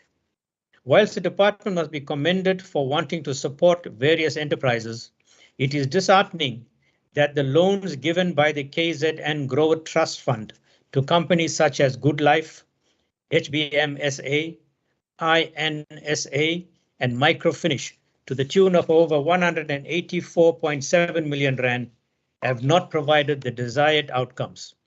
Some of these companies are dysfunctional, with problems ranging from infighting amongst shareholders to a company that was given a loan of 19 million rand, but they then provided invoices from dubious suppliers, forcing the trust fund to go to court in the hope of recovering about 12.2 million rand. As a province, we cannot afford to lose these much needed funds. I am very concerned about the plight of young students who enrolled to study at the Sharks Board School of Excellence. These students were paid thousands of rand to study in the hope of graduating and getting employment. I met with these students and was told very sad stories of how they were hoodwinked. Some of them attended graduation ceremonies and received what was to be certificates or diplomas, but those documents were not worth the paper that they were printed on. I want to urge the department to ensure that these students are compensated in some way because they have lost over 4 to 5 years of their lives, whilst somebody at the Sharks Board took their money and were not able to give them the qualifications that they required. Honourable Chairperson, I conclude on a high note, and I say high note, by stating that the progress being made and opportunities being presented in the cannabis industry is very encouraging going forward. Thank you very much, Honourable Chairperson.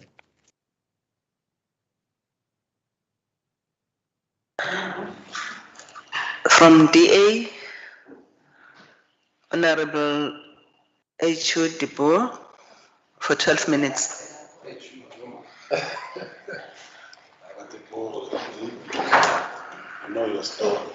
I know my story indeed. Thank you very much. Good afternoon, Honourable MEC, Honourable Chairperson. Thank you for affording me this opportunity. First of all, before I start the speech, I'd like to dedicate this particular political conversation that we are having to the people of Ukraine who are suffering and dying at the hands of the Russian aggressors. We all know that certain members of this House here support this Russian aggression. Madam Chairperson, please allow me to preface this debate by declaring that I do not have a water tanker parked outside my home. Unlike other honourable members, we don't pretend to be a leader of the people, but rather for the people of this province. We won't mention who that honourable member is, as the member's not here today. I think before we start debating anything else, we need to preface this debate with a discussion about Izimvelo KZN wildlife and the rhino poaching, as you have mentioned, Honourable MEC.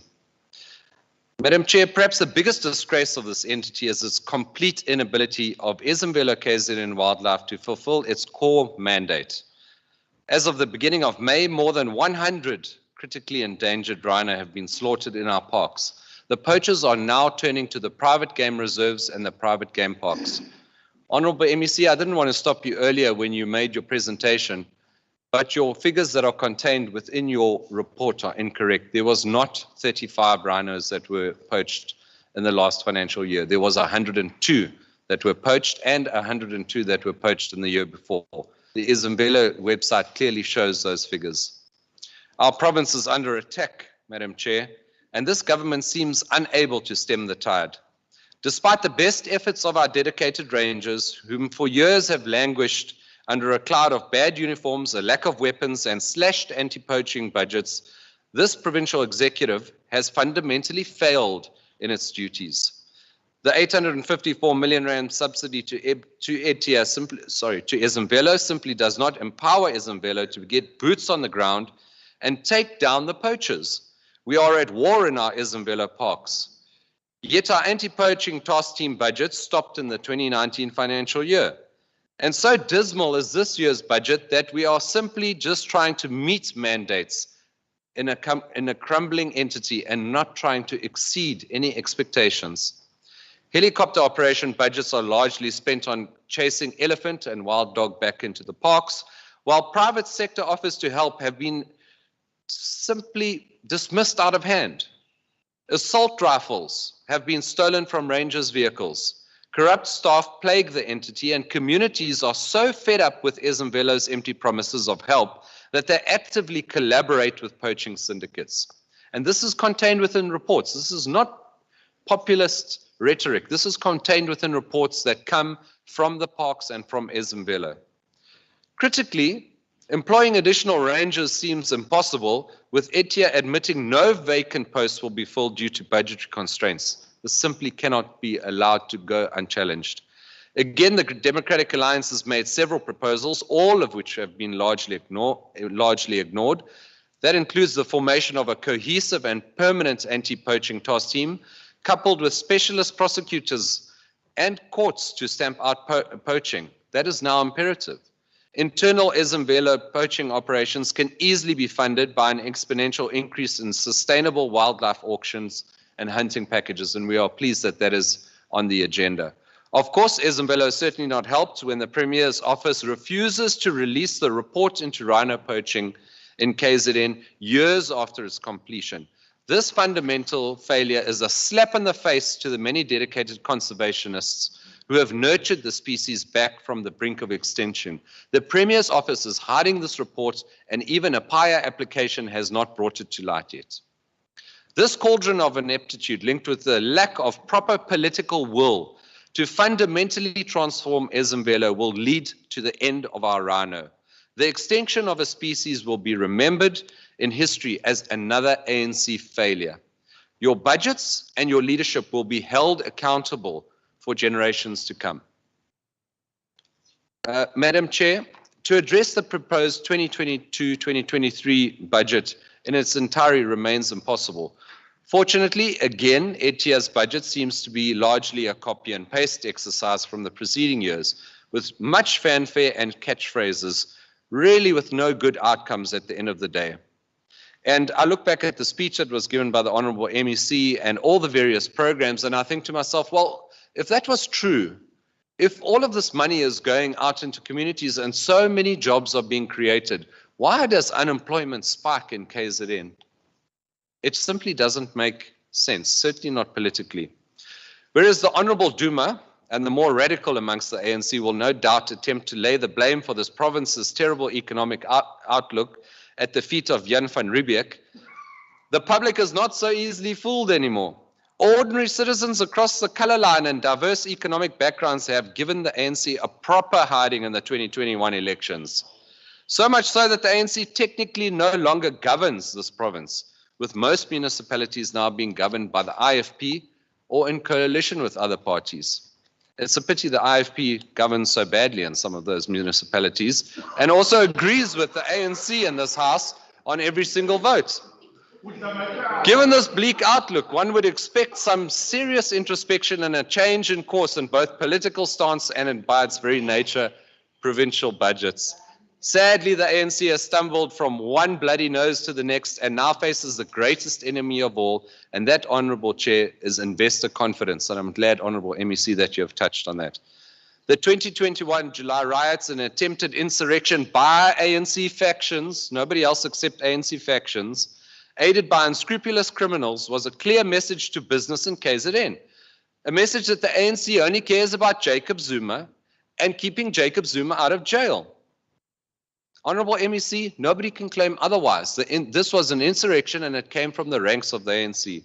Some honourable members of this very House even were on the streets of Nkandla dancing and toy-toying and in support of Jacob Zuma, and days later we had an insurrection within South Africa. What does that tell you? It tells you that we need a fundamental political change within the province of KwaZulu-Natal.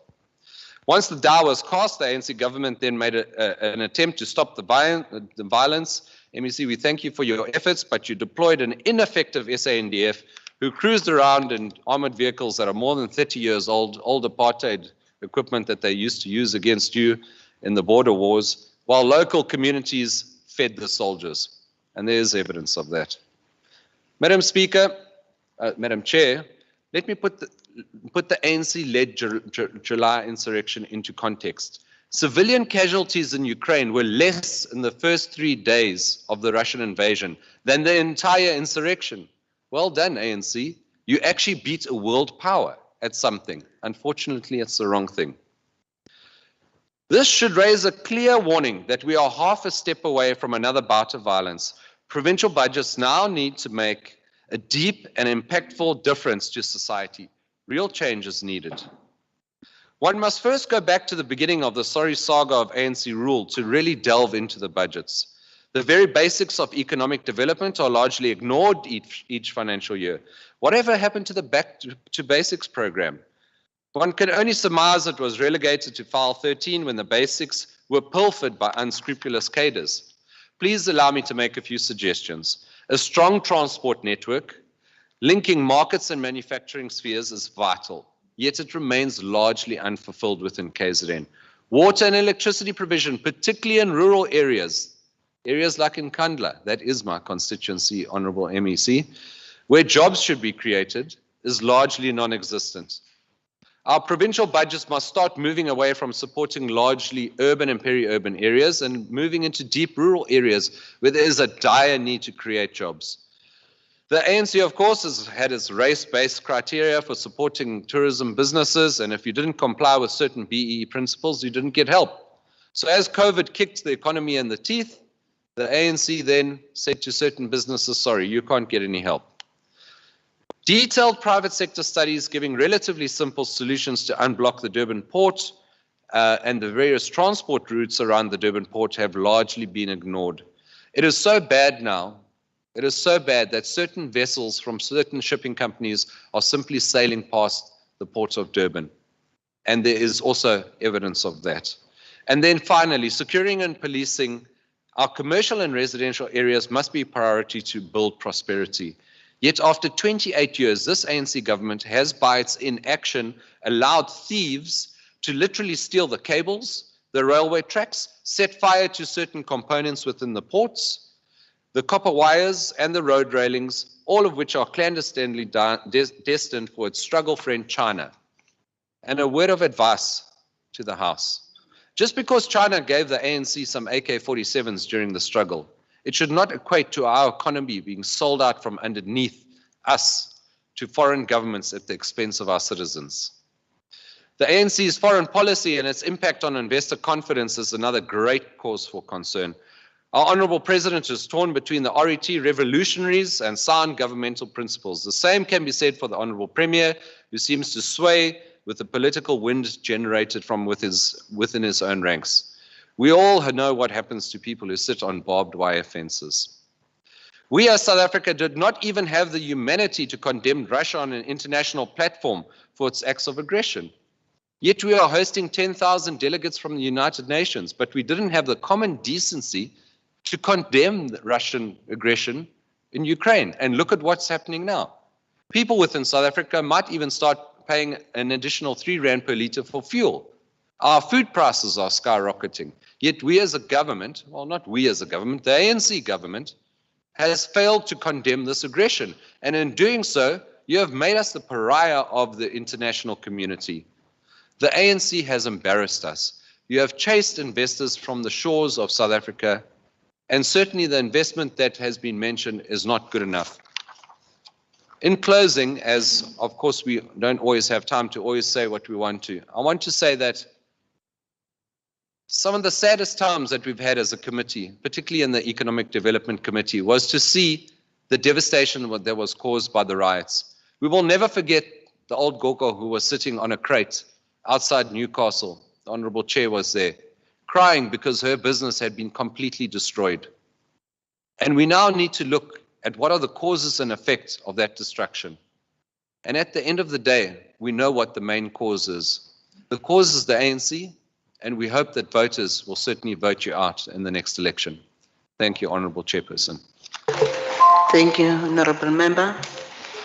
Next, on the debate, I think he is linked virtually from EFF, Honourable Legislature, for 9 minutes. Thank you, Honorable Chair. Greetings to honorable members.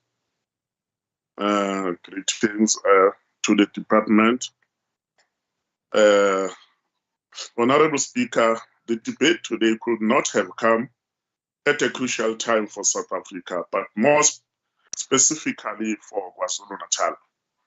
Allow me this opportunity to demonstrate that the proposed budget failed to understand the importance of the moment, but also exposes what we have always said as the EFF, that the ruling party here in KwaZulu-Natal has failed to... Honorable Secretary, can we see you?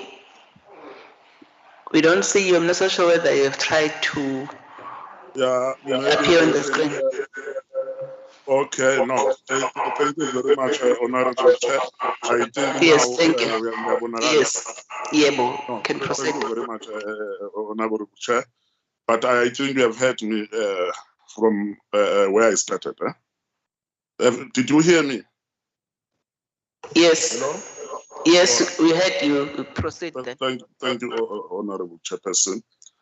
Allow me this opportunity to demonstrate that the proposed budget failed to understand the importance of the moment, but also exposes what we have always said as the EFF, that the ruling party in KwaZulu-Natal has failed to understand its role in the economy. Firstly, COVID-19 pandemic showed all of us that the provincial government has an important role to play if we are going to ensure that we grow the economy, not only as a consumer, but also as a strategic partner that should lead industrialization in the province. Secondly, the July 2021 unrest proved that unless we address socio-economic challenges facing our people, it is easy for this province to descend into crisis. What we saw in the streets of Durban, in Umlazi Mega City, Central Durban, and in Phoenix, Pinetown, and many other areas will easily become a frequent occurrence. We do not say this because we want to incite riots, but unless our people have jobs, have food on the table, have electricity and water, they will just repeat the scenes of July 2021. Lastly, the floods that killed many and left many households without homes and breadwinners. All this happened within a space of 2 years and should have sent a clear message to the ruling party and the business community, including the tourism sector, that has suffered the most. It is therefore clear that this budget is not only misguided, but out of touch with reality. This is not the time to repeat allocations with 2, 3, or 4% growth like it is business as usual. This is the time change everything starting from the top if we are going to revive manufacturing to contribute more than 15% to the provincial GDP. This is the time to do things differently to grow KwaZulu-Natal beyond the slogans. We agree with the Ministry of Finance. The province employment rate is too low. We cannot continue to have almost 60% of young people between the age of 15 and 34 years unemployed. The provincial government cannot continue to outsource the responsibility to create jobs to the private sector. Mr. Cyril Ramaphosa can say that it is not the responsibility of government to create jobs. But here in KwaZulu-Natal, we must make it our business to create jobs for our people. We must make it our business to rebuild damaged infrastructure and use the opportunity to insource and build provincial government capacity. If we continue to outsource, the private sector will continue to prioritize profit over development and jobs. We must make it our business to build capacity in municipalities to leverage on conditional grants. In KwaZulu-Natal, all municipalities must have a clear plan to combine conditional grants, economic development, and job creation. The so-called macroeconomic packages that the provincial government is signing with municipalities must have a clear strategy on how to exploit conditional grants. We must make it our business to refocus the province on agro-processing with the intention to move goods from farms to factories and to local shops.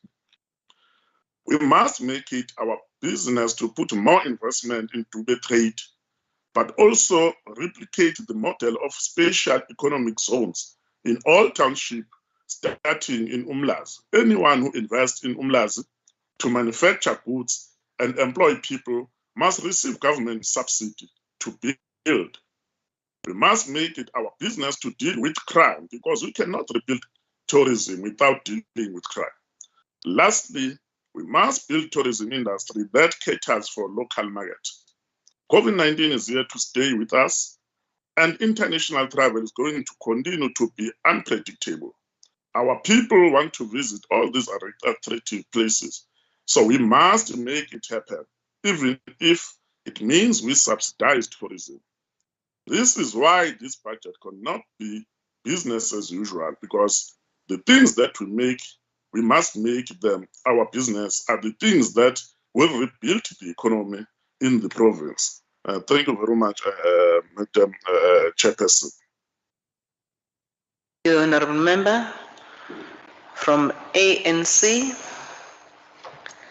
Honourable T.S. Njali, for 11 minutes.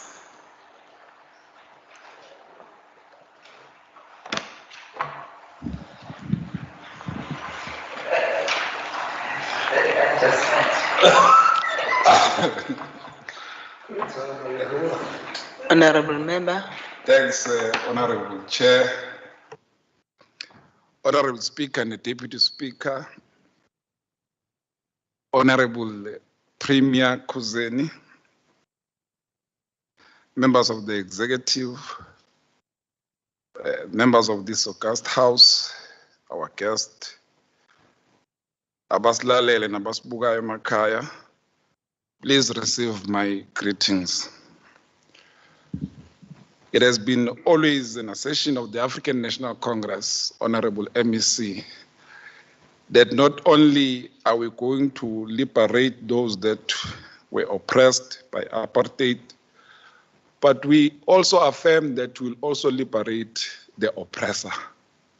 And I think it's what we must do to one honorable fellow who was here.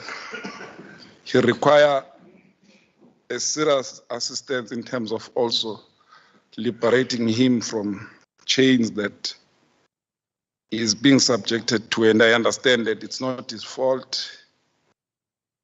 It's an environment of his upbringing, what was told, but we'll assist him gradually. Let me start by sending my condolences to all the families that have lost their loved ones as the results of floods that emanate from this recent storm that we've experienced within our province. We ask God to be with them during these difficult times. We must thank our provincial government led by the Premier Kuzeni for ensuring that during these difficult times, you were with the people providing the necessary support that they needed. Obviously, those that come here and grandstand, they were not with you. No, we have seen some with their familiar faces being on the ground during these difficult times. They did not come to cross the rivers with you, but they will come here and claim to be representing you. They did not come to your families and to your houses because where you stay, it's not an area that is suitable for their feet, but we're with you through the ANC-led government. I'm saying this, Honorable MEC, with a clear understanding that the difficult times, it's still going to last.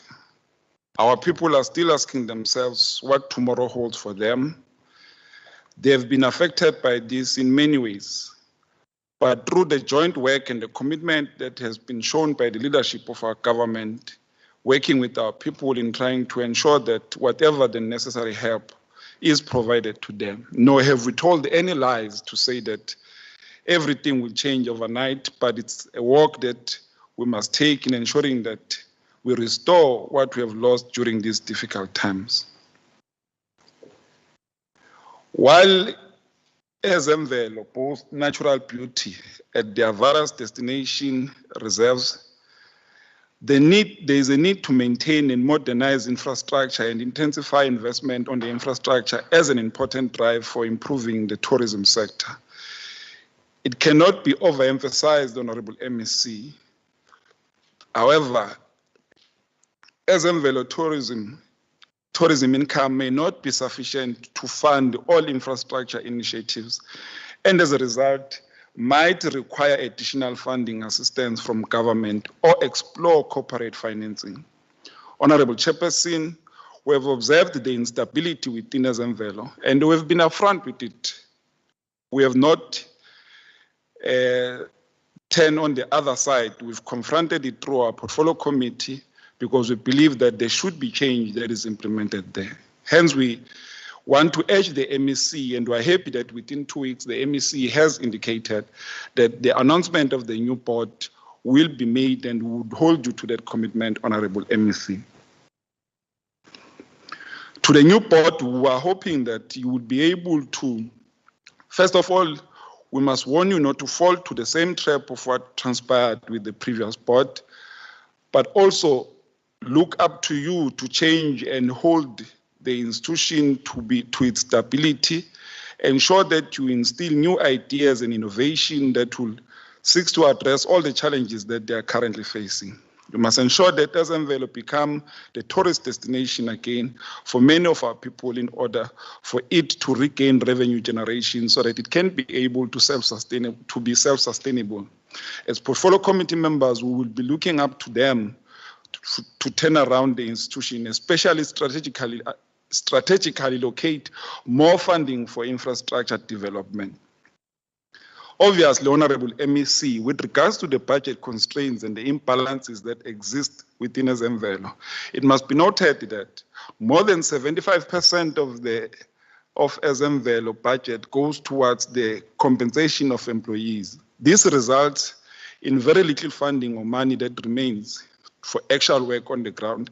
Therefore, the new board, amongst other things, as well as the management, has a responsibility to address this anomaly in ensuring that that changes for the better, so that we have more money that seeks to address directly the issue of, amongst other things, infrastructure development, and ensure that the practical work on the ground does have the necessary funds for it. With regards, Honorable MEC, of ecotourism, we'll agree with you that throughout the COVID-19 pandemic, it has really impacted the entire tourism sector. Therefore, Ezemvelo ecotourism is not immune into this. This requires a relook into the business model, and this must be looked in the close lens with the infrastructure that need improvements. Our infrastructure should be conducive, and it should be conducive enough that is acceptable by our visitors. For if you do not have a proper infrastructure, how do you call yourself a destination for tourism without having the proper conducive environment that allows you to attract more guests within your institution? We are happy, Honorable MEC, with regards to the community beneficiation, in particular understanding that effective management of our natural capital is a key requirement for sustainable economic development and job creation. This can't be done outside the people, such that the relationship with the communities who are within these areas do benefit. As a result, Honorable MEC, we are happy and we are going to confirm and respond on behalf to a question that was raised. If we are creating jobs, why the number of unemployed still exists? As a result, there were about 3,153 temporary jobs that were created and 66 permanent ones. 65% of which it was the youth, and we're happy about it, Honorable MEC, and 55% was women, while 2% was for people living with disability. We are a people-centered government, and our policies are driven by the aim of changing the lives of our people. Honorable Chair, the Honorable MEC on his speech, probably because it could be that some of us were not able to grasp some of the things and listening attentively on what he was saying. He indicated that in terms of rhino poaching, we had a setback, and that confirmed that despite the number of rangers that could have been added or that are being added, it's an area that we still need to improve. So he did not shy away from it and came here and only spoke about the achievements within that sector, which we're happy about it, Honorable MEC, and we accept that we need to improve on that. Let me also conclude by saying, Honorable Chair, and quote former President Thabo Mbeki when he said, and I quote, "Our nights cannot but be nights of nightmares while millions of our people live in conditions of degrading poverty," close quote.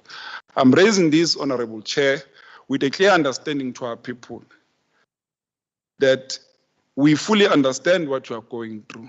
Policies that are created by the African National Congress seeks to change the lives of our people.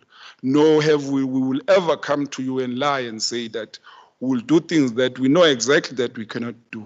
Being clear in terms of the approach and the policies that we're creating to change the lives of our people, we are saying to you, our nights cannot but be nights of nightmares, while we know for a fact that millions of our people live in conditions of degrading poverty. With that being said, Honorable MEC, we do want to say, under these very difficult times, to change the economy of our province, facing all the challenges that our government has faced, you have still stood the test of time, led by our Premier. You have still been with our people. You've still provided solutions. You've still provided help.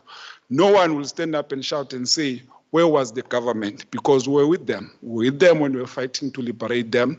We're with them when we're fighting to ensure that we get them out of poverty. We're with them when they're facing storms. We're with them when they lose their loved ones.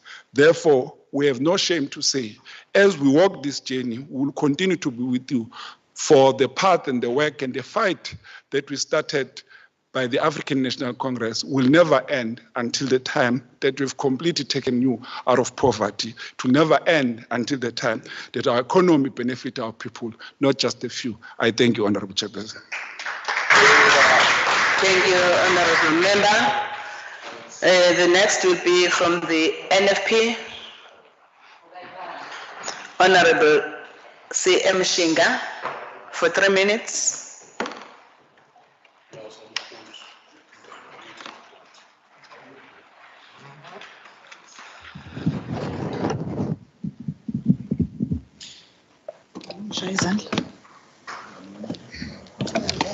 Ngifuna angisanitize isandla.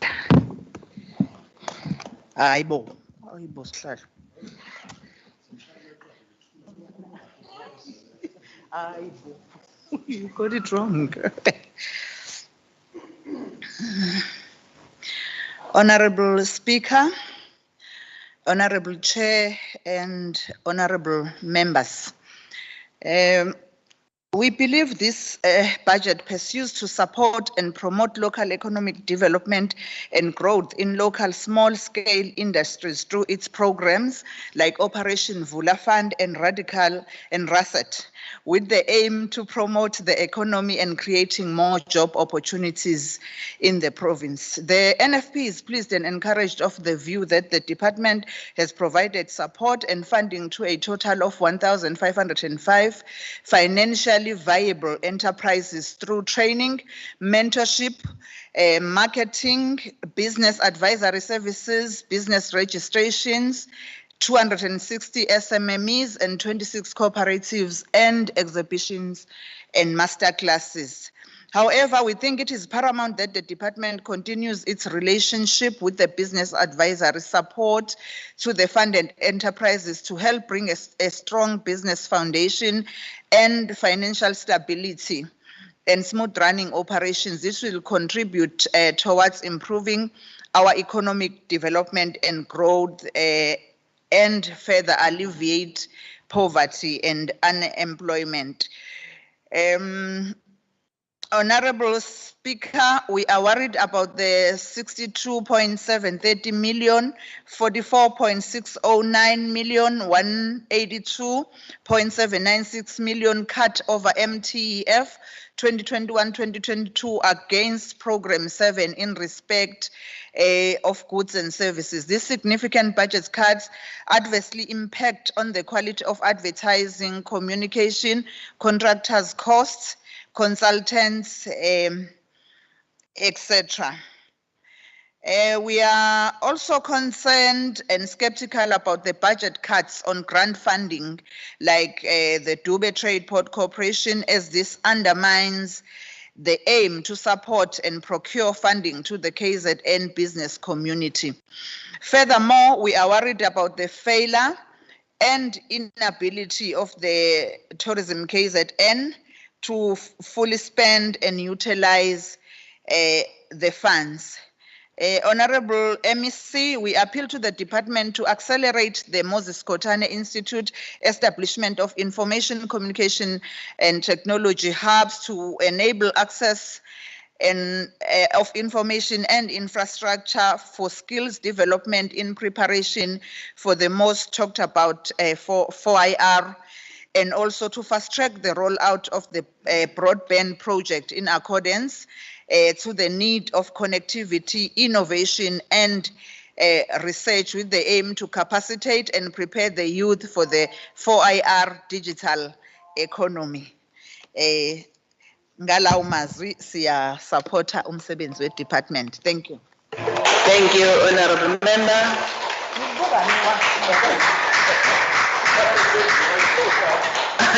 Honorable O.P. Gunene, given 5 minutes from the IFP to Luledi Hlombe Shinga.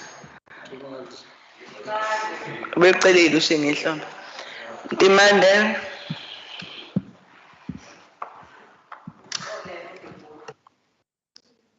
The Honorable Tipu. The Honorable Chairperson, Honorable Leader of the Official Opposition, the Honorable MEC, Honorable Members, the HOD and Senior Managers present. It is my pleasure to represent my party, the IFP, in this debate. It is interesting that the Honorable Tepur assesses the performance of the IFP after merely 4 months in office. You need to go to the Western Cape to ask the people of KwaZulu-Natal about how the DA governs. And then you will know the true facts of how the DA governs. The IFP will not oppose for the sake of opposing. We will commend the government when it does well, much to the chagrin of the honorable Tepurs of this world. We do not shy away from criticizing the government when it is necessary to do so. It is so unfortunate that in his pursuit for recognition and promotion within the DA, Honorable Tepur chooses to direct his vitriol to the IFP. The Honorable Tepur must know that as much as we don't tell him how to debate, he must not tell us how to debate.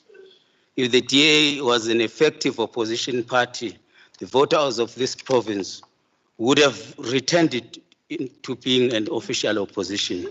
But instead, they were voted out of this position. During the local government elections, they did not do even better, that you could say it justifies the empty noise that the Honorable Tepur has just made. Yeah, in command. We're concerned about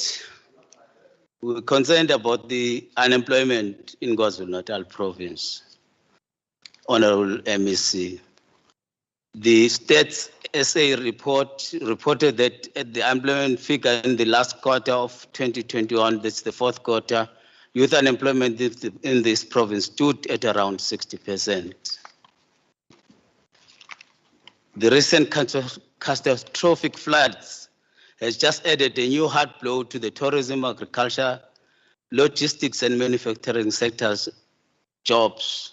These sectors were still trying to find their feet after the 2021 July unrest effect of the violence that took place there and the looting that happened. And that cost the province about 20 billion rand in lost business.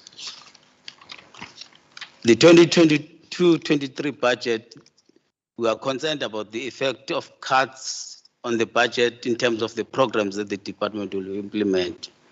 The IFP notes that in the 2022-23 MTF, no changes are made to the budget department's equitable share that is budgeted. We say it should be carefully used to implement the various programs that this department should implement. We call upon the Honorable MEC to ensure that the business inspections program is implemented in full throughout this province. We urge the government to enforce labor market policy which prioritizes South Africans but does not discriminate against foreign nationals. We have noted that a large part of this budget is allocated to entities. We call upon the entities, the boards and the accounting officers of those entities to utilize these budgets effectively.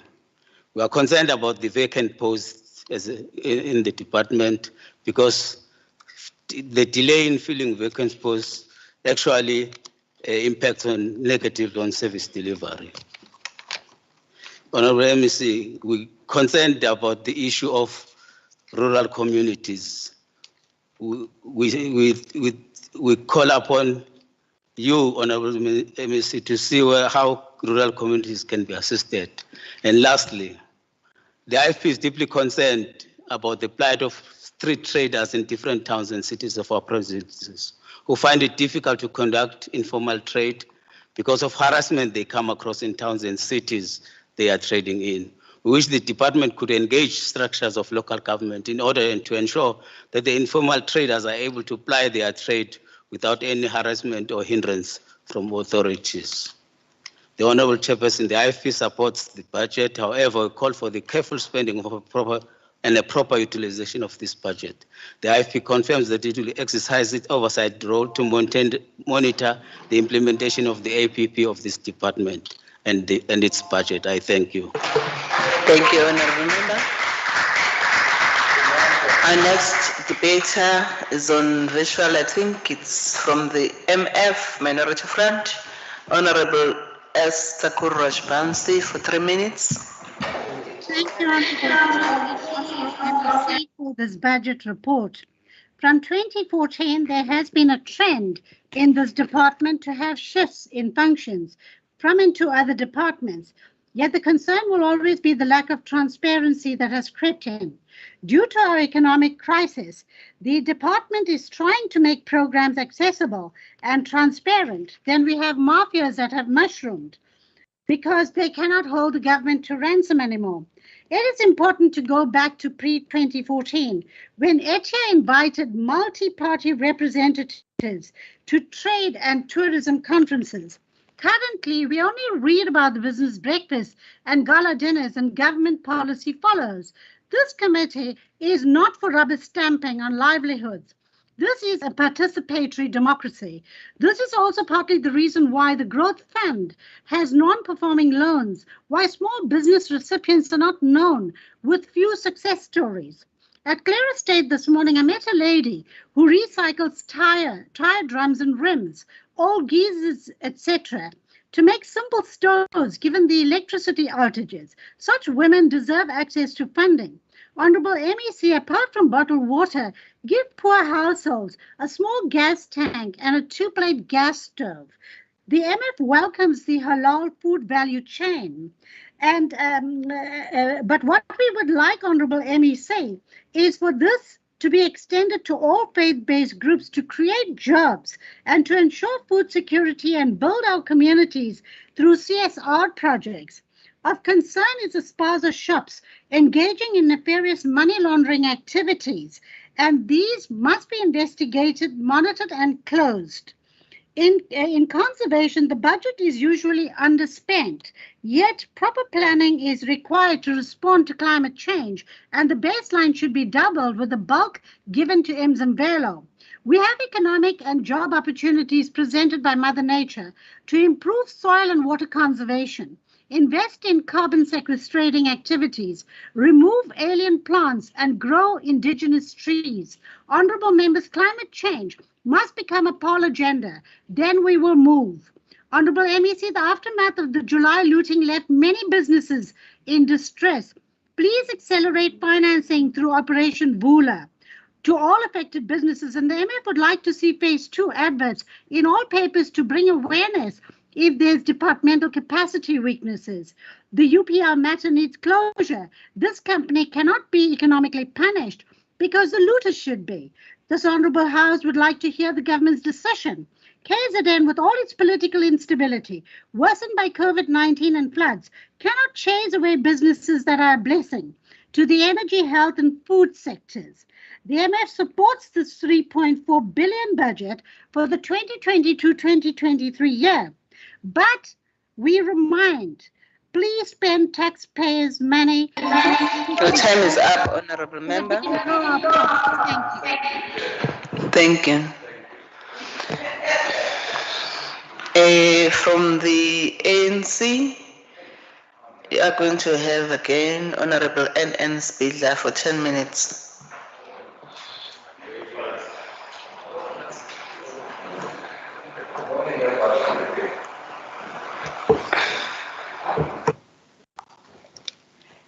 Thank you, Honourable Chairperson. Members of the August House, Honourable MEC, R.R. Pillay, HOD, Mr. Nkontwana, and CFO, Mr. Mthethwa. I also want to greet the guests of the Speaker and those of the MEC that are seated in the galleries. Honourable Chairperson, let me at the outset report that the ANC supports this budget in case I run out of time.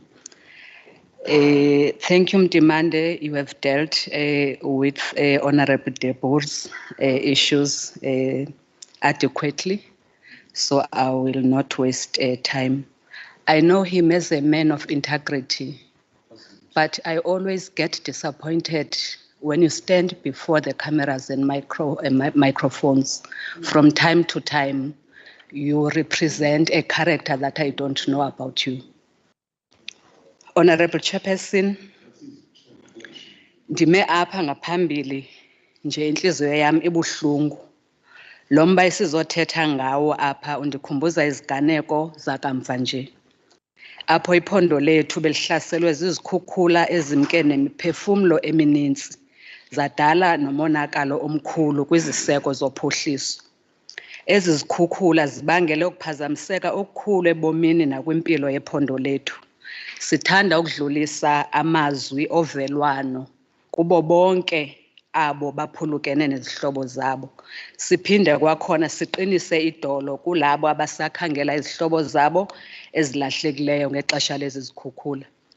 Honourable Chairperson, on the 30th of July 2019, I stood in this podium and reminded our communities about global warming or climate change and its impact on the environment. I went further, Honourable Chairperson, and shared information from experts in the field. Lapho babesixwayisa khona ngempembelelo zokunyuka kwamazinga obushushu emhlabeni jikelele. Lokho okwenzeke lapha kulesi sifundazwe sakithi kusikhombisa ngokusobala ukuthi ukuguquguquka kwesimo sezulu akuseyona nje indaba exoxwayo ukuthi iyeza, kepha silapho sesizwa imphumela yako. Konke lokho nina bohlanga kusho ukuthi umuntu nomuntu unoxanduva noma unendima ekufanele ayidlale ukuqinisekisa ukuthi siyashintsha indlela yokuziphatha nendlela esisebenzisana ngayo nemvelo. Sihlalo wendlu ehloniphekileyo, abezimo zezulu basitshela ukuthi lesi sifundazwe sethu sisengcupheni yokuthi sivakashelwe izimvula ezinkulu esikhathini esizayo. Ngakho ke kuzobaleka ngempela ukuthi abantu bakithi babe sesimeni esikulungele ukuthi uma kwenzeka sifika leso sikhathi bakulungele ukubhekana naso ukuze kuvimbeke ukuhamba kwemphefumulo kanye nokulimala kwengqalasizinda. Sihlalo lezi zikhukhula azithathanga nje imphefumulo yabantu kuphela kodwa zigugulise nalokho kungamagugu kithi njengabantu balesi sifundazwe saKwaZulu-Natal. Izihlahla, izilwane ezingamagugu nazo ziye zathinteka kakhulu. Imfula eminingi iye yangcoliseka, imfucuza ibisuka emizini nasezindaweni zokugcina yona imfucuza qobo.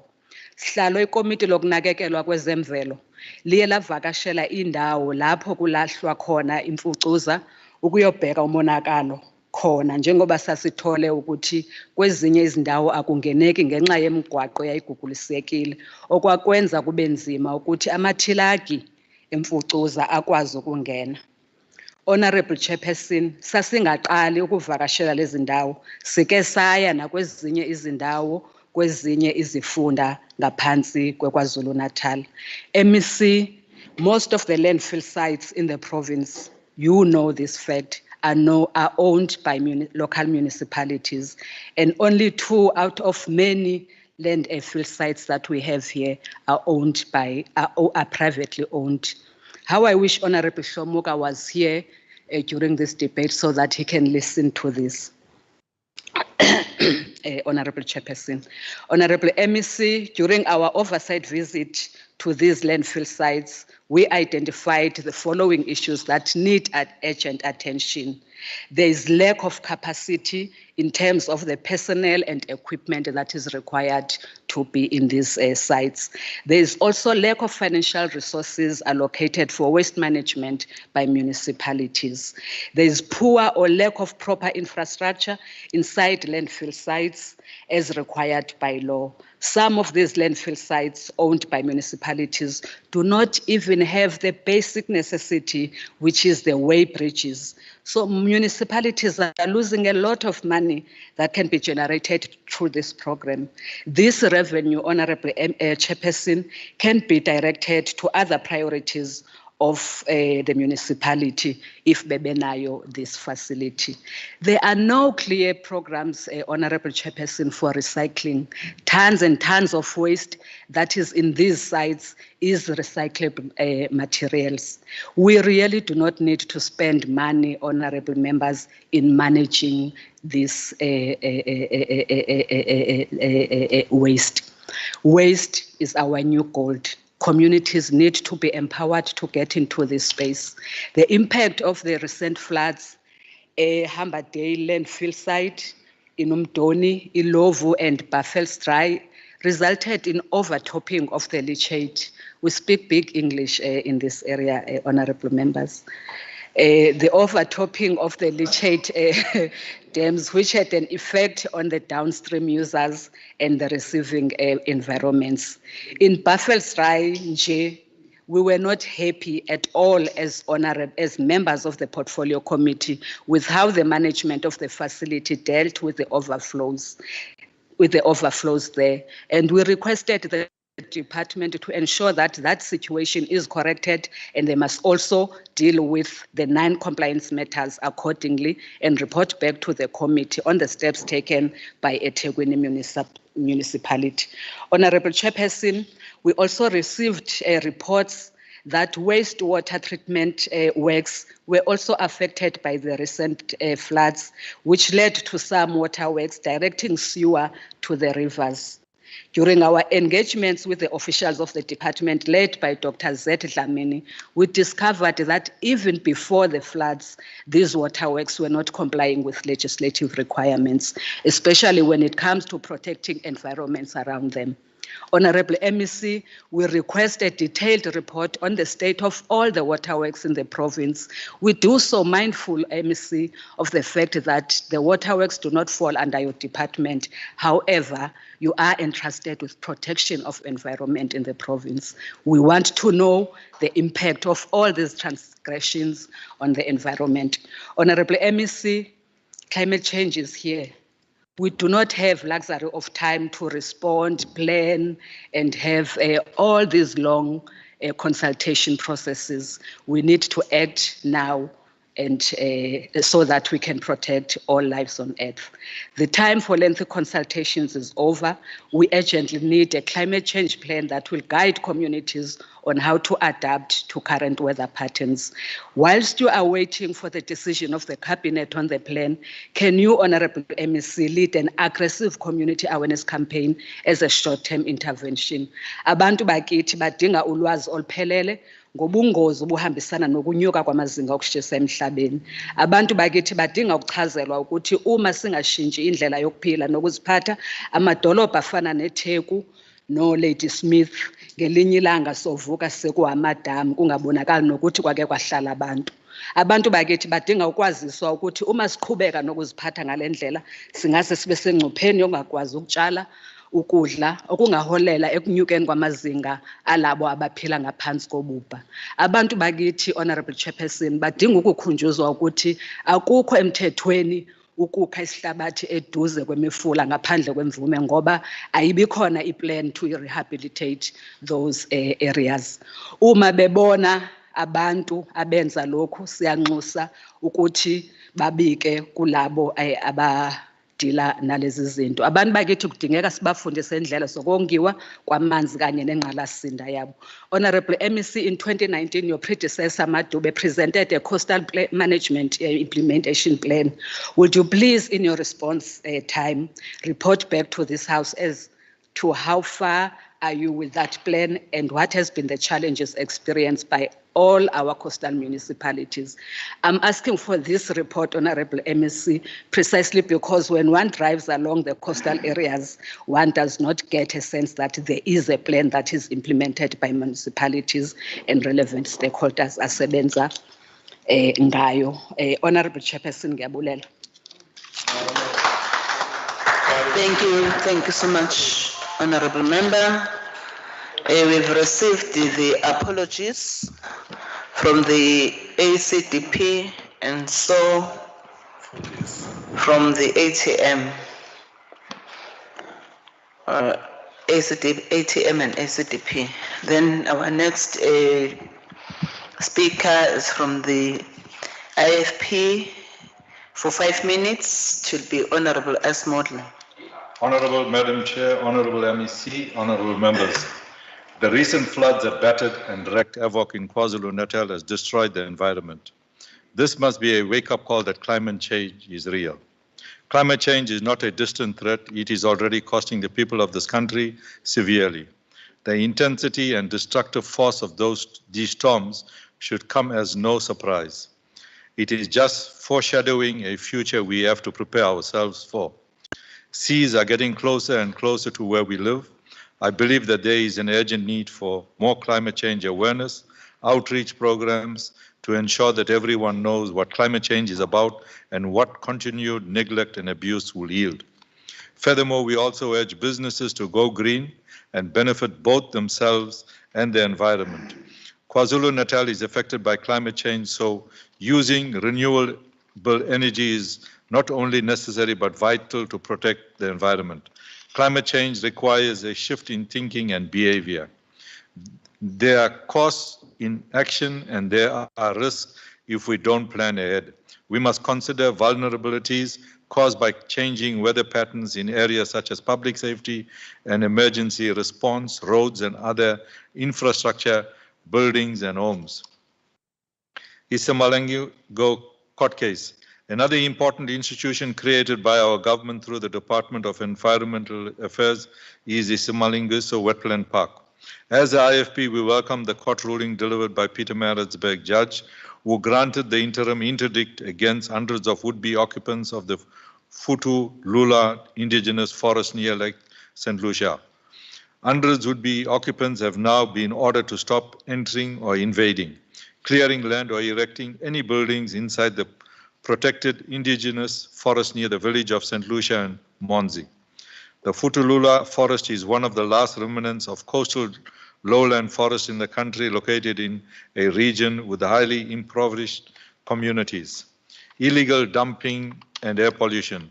Illegal dumping is a huge suicidal ill that we need to be more responsible about. The role and participation of the public is important to the success of any endeavor, especially municipal solid waste management that affects the environment, economy, and human health.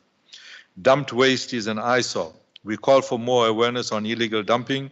We must be tough on these found to be involved in illegal dumping and stem the tide of irresponsible behavior that continues to destroy our environment. Further, the issue of air pollution remains another grave concern, especially the kind generated from the domestic burning of wood, coal, and other substances.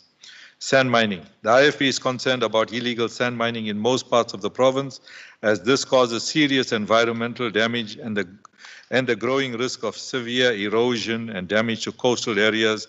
Again, we urge the MEC to ensure that local communities are benefiting from mines operating in the areas. There is a need to ensure that benefits derived from a mine are distributed properly throughout the community, as a lack of distribution can be a risk for companies through popular upsprings and protests by local people demanding greater benefits. Rhino poaching. The IFP calls for more concerted efforts to eradicate rhino poaching. Our suggestion on the issue of rhino poaching is to gather intelligence first, so we can take decisions from an informed position. State security needs to gather intelligence on rhino poaching in South Africa, and such intelligence would enable us to nip this problem in the bud. We simply cannot allow our rhinos to be poached, as they are part of our heritage. The IFP calls for a nationwide investigation into possible collusion between wildlife rangers and poachers who are killing rhinos. We are of the view that such an investigation should be conducted in order to ascertain whether there is any collusion between rangers and poachers. We also urge courts to ensure that the punishment befits the severity of the crime, and perpetrators must not be allowed to walk away and continue destroying our heritage. More education about environment at schools. We must educate and encourage young children about the importance of conserving nature. We must empower them to form green teams as well as environmental clubs, and encourage teachers to develop old school approaches to reducing, reusing, and recycling, and helping children to know how to make better choices for the future. The future belongs to our children, and schools should be at the forefront of educating and advocating for a future free from the disastrous effects arising from gross neglect and damage to our precious environment. Having made these comments, the IFP supports the budget. I thank you. Thank you, Honorable Member. Time is up. Our next and last debater is from the ANC, Honorable S.A. Duma, for 11 minutes.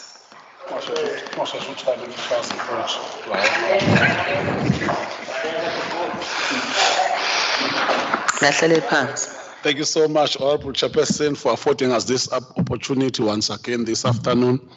Let us greet our Honorable MEC, Honorable members present, and everyone watching in the virtual platforms. Apartheid was declared crime against humanity by the UN at some point in time.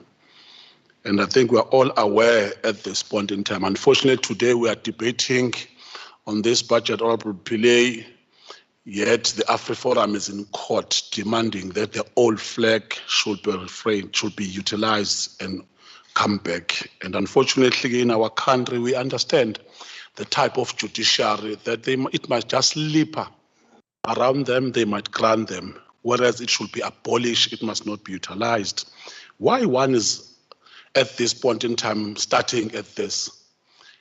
I hope and pray that what we did in the early 90s is still correct today. For me, if your surname is De Boer or De Boer, you should tremble each time thinking about the sins of your forefathers. In fact, you might find that there is a direct correlation between this surname De Boer and devil, because they are always uncouth. What they are reflecting shows that they don't understand what we suffered, the atrocities of the apartheid regime. I smell the apartheid when I'm sitting here or when I'm standing here. He is a direct remnant of the apartheid. He's got an audacity of talking about Ukraine. Ukraine, whereas there is a war, currently Africans have been oppressed during the war. There is Yemen, people are dying on a regular basis. Ethiopia, currently there is a civil war. In Palestine, people are suffering. Around African countries, but he's not saying anything. Honestly, on a daily basis, they drive across Nanda Mashu area. People have suffered through flood. They are flood victims. Is in this platform not saying even a word of comfort and a solace at least to show that there is some solidarity, because around where there is nothing that you should be feeling around Africans in particular. It's nice to be Caucasian in this country because it's easy. You can just debate anyway, anyhow. We should be ashamed. Honorable Chairperson, Honorable Pillay has presented a debate which is progressive in nature. Unfortunately, we're still going to fight. I think you are quite aware of that. I'm just going to deliberate in particular on the entities. I think you have improved almost all of the entities have received clean audit or unqualified audit opinion, which is good.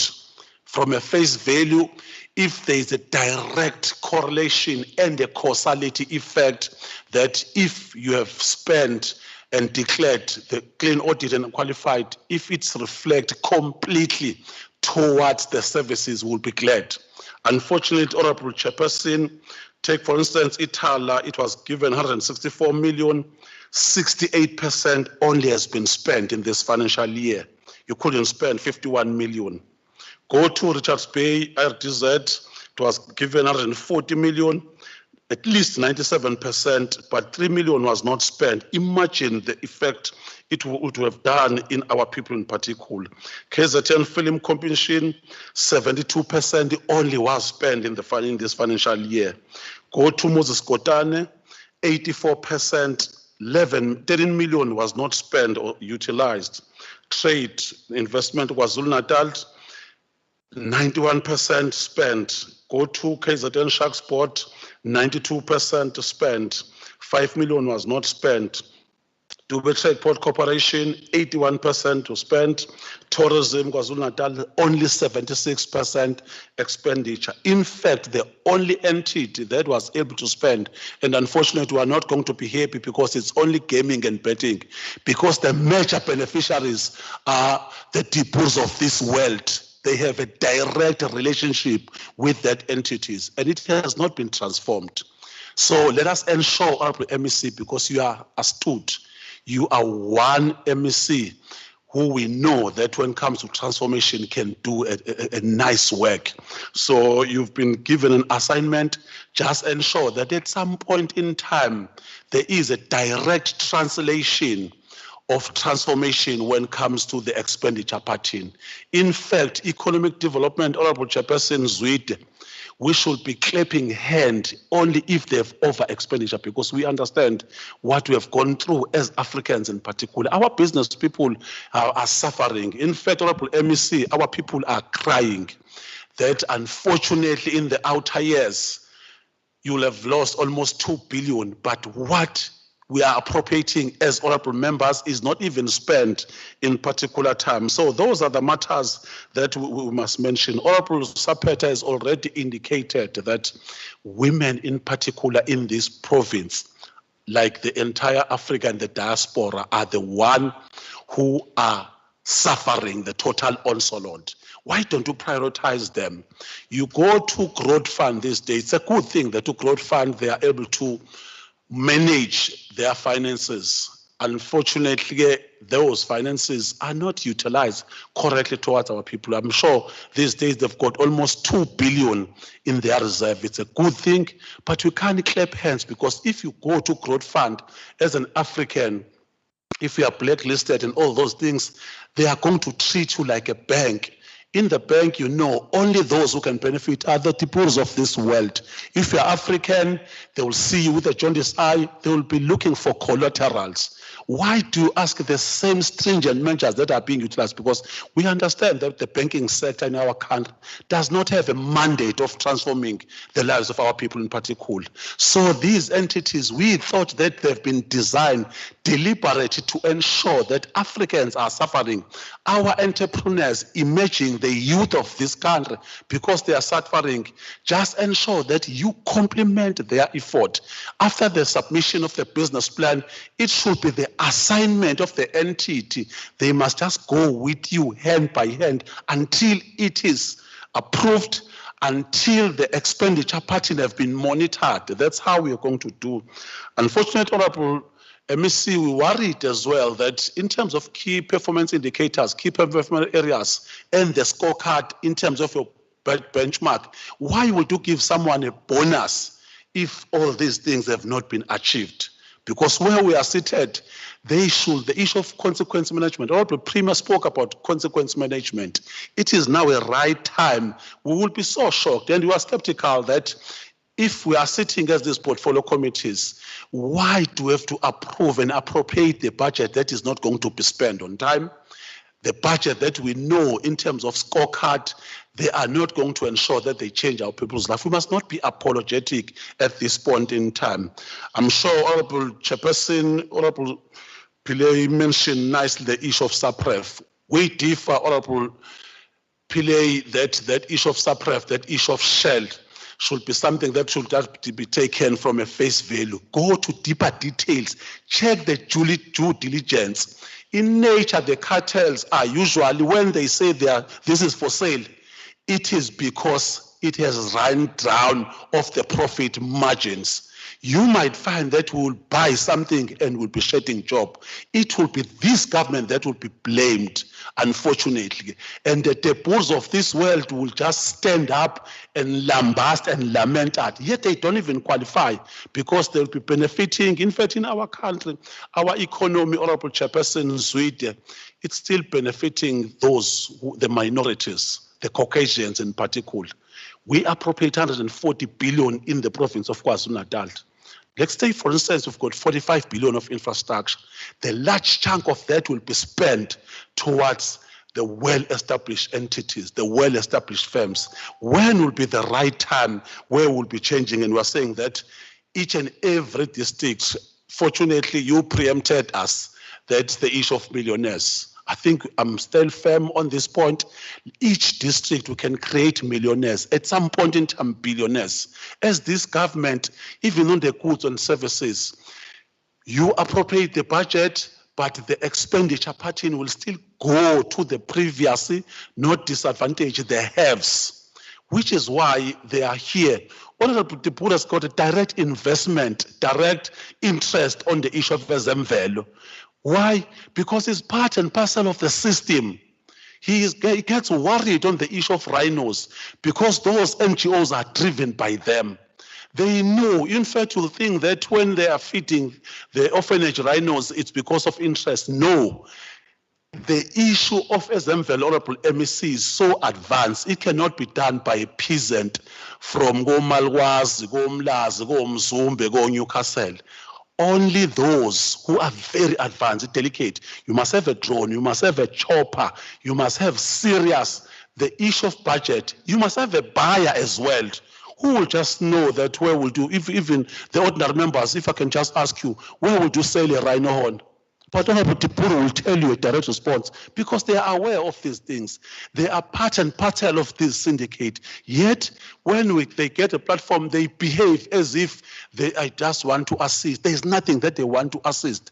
We are the government that must change people's life. We must be the one who must suffer the onslaught of going an extra mile. Honorable Pillay, at some point in time, for me, even if you get a qualified audit, but if the direct translation, we've got more employment, if our people's lives have been changed, we will understand, because even on the issue of conspicuous consumption, our people, if they don't have anything, they will fight against us. They are not going to vote for this government in the future if we are apologetic like this, because the haves will not going to vote for us. I thank you so much, Honorable Chairperson. Thank you, Honorable Puma. Thank you so much. It's now for the Honorable MEC to respond. He utilized 17 minutes, 3 minutes. He's left with 17 minutes. Can I have the answers? Over to you. Thank you very much. Let me express appreciation to all the members who participated in the debate. And in fairness to each one, I think Chairperson Ngumalo, thank you for your sober report as usual. And I think the key point it's a challenge for all of us to take the programs to scale, because the numbers that we produce are just touching the surface. We concede that, but we hope, and this is something that needs to be measured better, that we go back over time as to all the SMMEs we've touched, how many of them have been able to sustain, I think is a key issue which we're looking at measuring. Honorable Mshengu, I hope he has joined as well, is still in. I think we appreciate his report as well. And I think we take the points, and if there's time, I'll come back to it, especially as far as waste management is concerned. I think it's covered in other members' inputs, and I'll deal with it at that point in time. Let me just say that with regard to Ezemvelo issues, and a number of speakers have touched on that, but in relation to Honorable Mshengu, I think the issue of the imbalance as far as the proportion of cost of employees is a historical matter. I think we've agreed in our discussions that it needs a radical overhaul, and a critical milestone to that overhaul is the appointment of the new board. I regret very much that there has been that delay in the appointment, but I did listen to the portfolio committee and re-advertised because you were not happy with the quality of the nominees that emerged in that first round. So that caused some delay as well, but I think my final consultation processes, I don't have absolute power in these matters, but my final consultation processes are underway, and I commit to that 2-week period. Honorable Mshengu, I accept as well, and I've already started actually as to the potential for external funders. There are a lot of institutions who have either a philanthropic or other interest in the sector and are prepared to fund. We are wary of the risks, but the first step to getting that funding is strong and proper governance, integrity in the systems, and where there are actual deliverables from the monies that are invested. So again, I come back to the appointment of the board being the next milestone, a permanent CEO, and then systematically deal with each of. Honorable Shengo as well with regard to commercialization, that is underway. Yes, it hasn't gone as quickly as we would have wanted to, but we had an interesting parallel matching with the Smangaliso's processes. They've got exactly the same process underway. They had an important exercise where we tested the market, which we participated jointly with the national department, and it's very encouraging that there's been significant appetite from the private sector, but as usual and understandably, they're interested in the detail of the terms and conditions under which that commercialization would be made possible. Honorable Sbishla, thank you. You always bring us back to the ground. Your considered, insightful input, and we cannot help but listen and then take the wisdom that you give us with your input. I think firstly, your analysis of the South African economy and taking us back to the fundamentals of it in terms of the historic dispossession and poverty, that's the bottom line to everything, and to what extent we are impacting on that. And that's a timeless reminder that you bring to us about that fundamental. I think, again, the speed with which relief gets to beneficiaries, we take that point. It's a contradiction because unfortunately we're not quite there with that capable state that we want to build. And when there are no proper controls, then there's too much of a risk that will give the likes of Honorable De Boer another 10 hours to talk about. But unfortunately that controls then also causes the delay, but I'm sure we are going to get it right in due course. I'm not going to be able to respond to everything, but I want to come back to your input on the other climate change issues. The sequence of my notes doesn't allow me to do so now. But that we have, when you raise the issue of women in the VULA, we did the exercise. The current VULA analysis is 49% women, 51% men. So it's not as bad as what we thought it was. And there's a firm commitment that the next round will be compulsory, at least 50% women beneficiaries. Honorable Governor, I think thank you for your input, and as usual, a very constructive input. I take your point about the loans, but again, it comes back to what Honorable Duma said with regard to the Growth Fund Trust. What is the sector that you are dealing with? Why do these people come to the Growth Fund Trust and not to the banks? Because they have a certain risk element that the banks are not going to give it to them. So now you can't on the one hand say, look, you want to Growth Fund Trust to take that risk and give the loan, but when some occasions, as have been listed in those items, those risks come to pass, then you start saying you want to take a big sledgehammer and knock the Growth Fund Trust for having taken that risk and given the loan. So it's quite a tightrope to walk. But even then, I want to say that the future of the Growth Fund Trust is under debate, whether it still warrants standing alone or whether it could be more effective in some other format, and we will report on that in due course. Honorable Dubu, I don't want to spend too much time on you. I think others have already. But let's start. It's unfortunate you started with Ukraine, but that reflects your priorities. I'm sure you saw the Zapiro cartoon, where the people are emerging from the bomb shelter and they say, oh, the bombing has stopped, but what is that whining noise? And the whining noise was your leader still talking outside. I think we should take some lessons from that. Unfortunately, I think you have a schizophrenic problem. Because as Honorable Zbizla said, we are able to deal with you on a very personal level, have very rational conversations, and in the private discussions you express, for me, credible commitment to the fundamentals of the challenges of our country. But once you take the platform, I will describe it as you reduce it to an election pamphlet and slogans. There is no insightful consideration of the facts and debates in the matter. I refuse to be defined as you define me. In fact, I resent the way you, in a very cheap way, try to define me in that way. I think most of my leaders are very credible people of the highest ethics and morals. And yes, we have challenges. And that's the one thing about us as the ANC. We're not afraid to say we have this problem, we have this crisis, we must fight corruption. We can deal with the Zondo Commission as we are dealing with it, as raw as it is, as painful as it is, as hurtful as it is. But if that is the truth, we have the political integrity to put it on the table and say we must deal with it. So don't preach. It offends us.